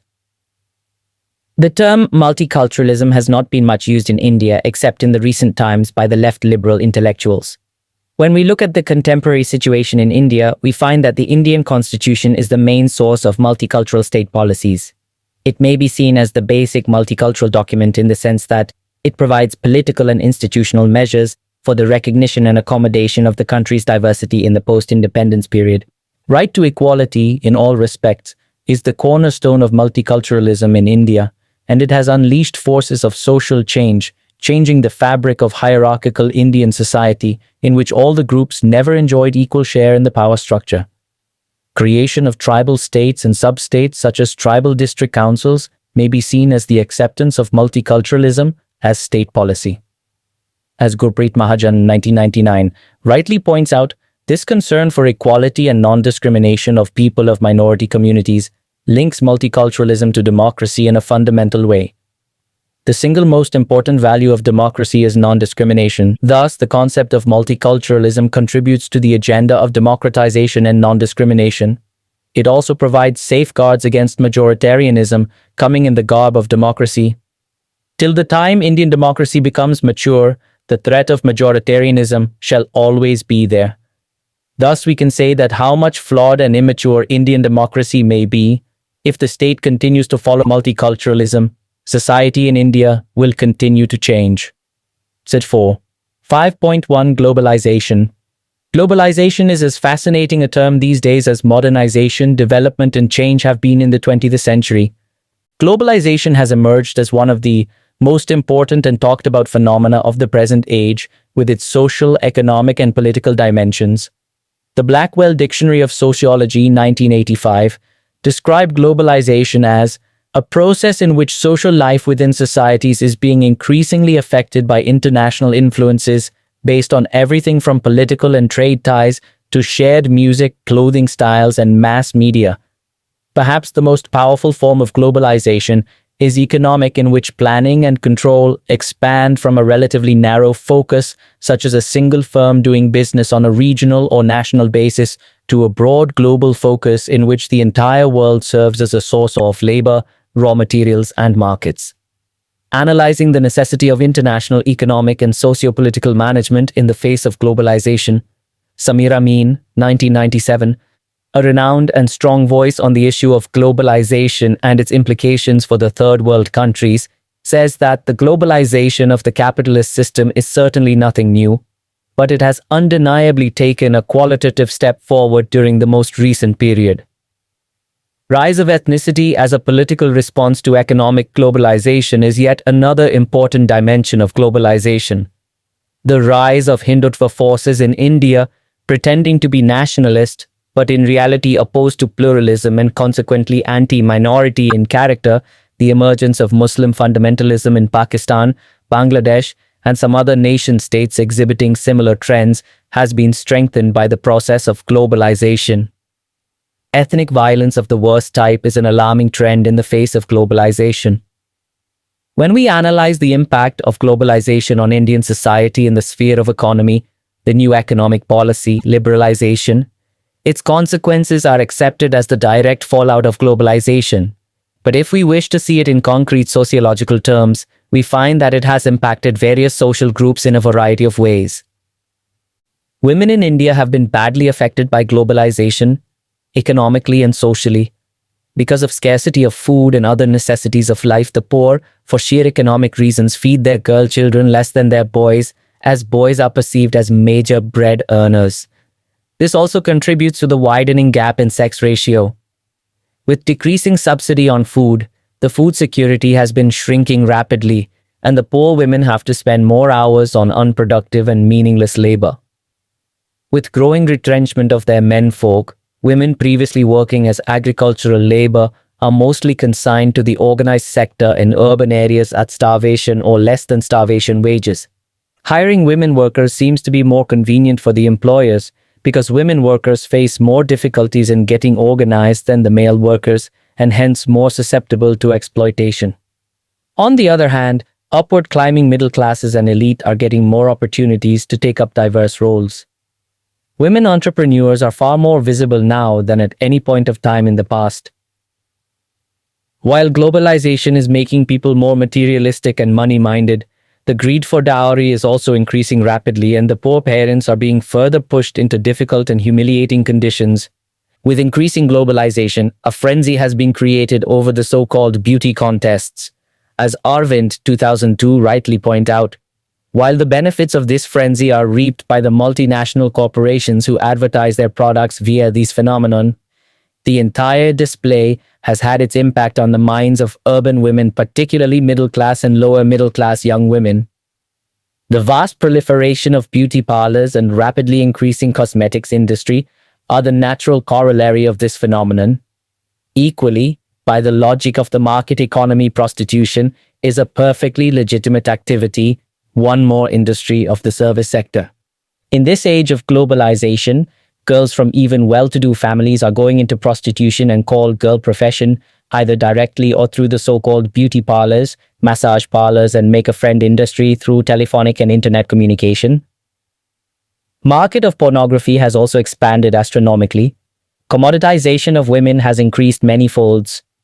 Consumerism and consumer culture has taken under its shadow, first the urban India, and now the rural society is trapped in it. Globalization, no doubt, has impacted adversely the socially and economically weaker sections of Indian society. The Dalits and tribals are the worst sufferers.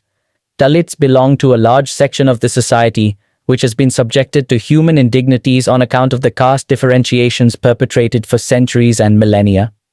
They still bear the burden of acute poverty and social degradation. The increasingly lower allocations for social sector in the wake of our new economic policy and liberalization adversely affect the poor, mainly Dalits and the tribal communities.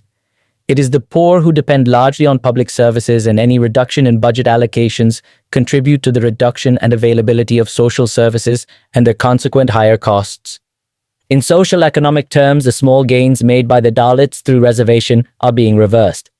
More than 75% of the Dalit workers are still connected with land, only 25% of which are marginal and small farmers. In urban areas, they mostly work in the unorganized sector. Under the impact of the new economic policy, the direct fallout of globalization, land reforms, the key question for their development, are being pushed out of agenda and are being substituted with corporatization of farming for the global agricultural market. Tribal population of the country shares a number of features of the impact of globalization with the Dalits. As with the Dalits, the systematic cuts in welfare expenditure, dismantling of the public distribution system, etc., have also hit the tribals hard. In the name of development, the tribal people are being driven off their lands, their forests are being snatched, their sources of income are being sapped, and they are, thus, being virtually pushed to death.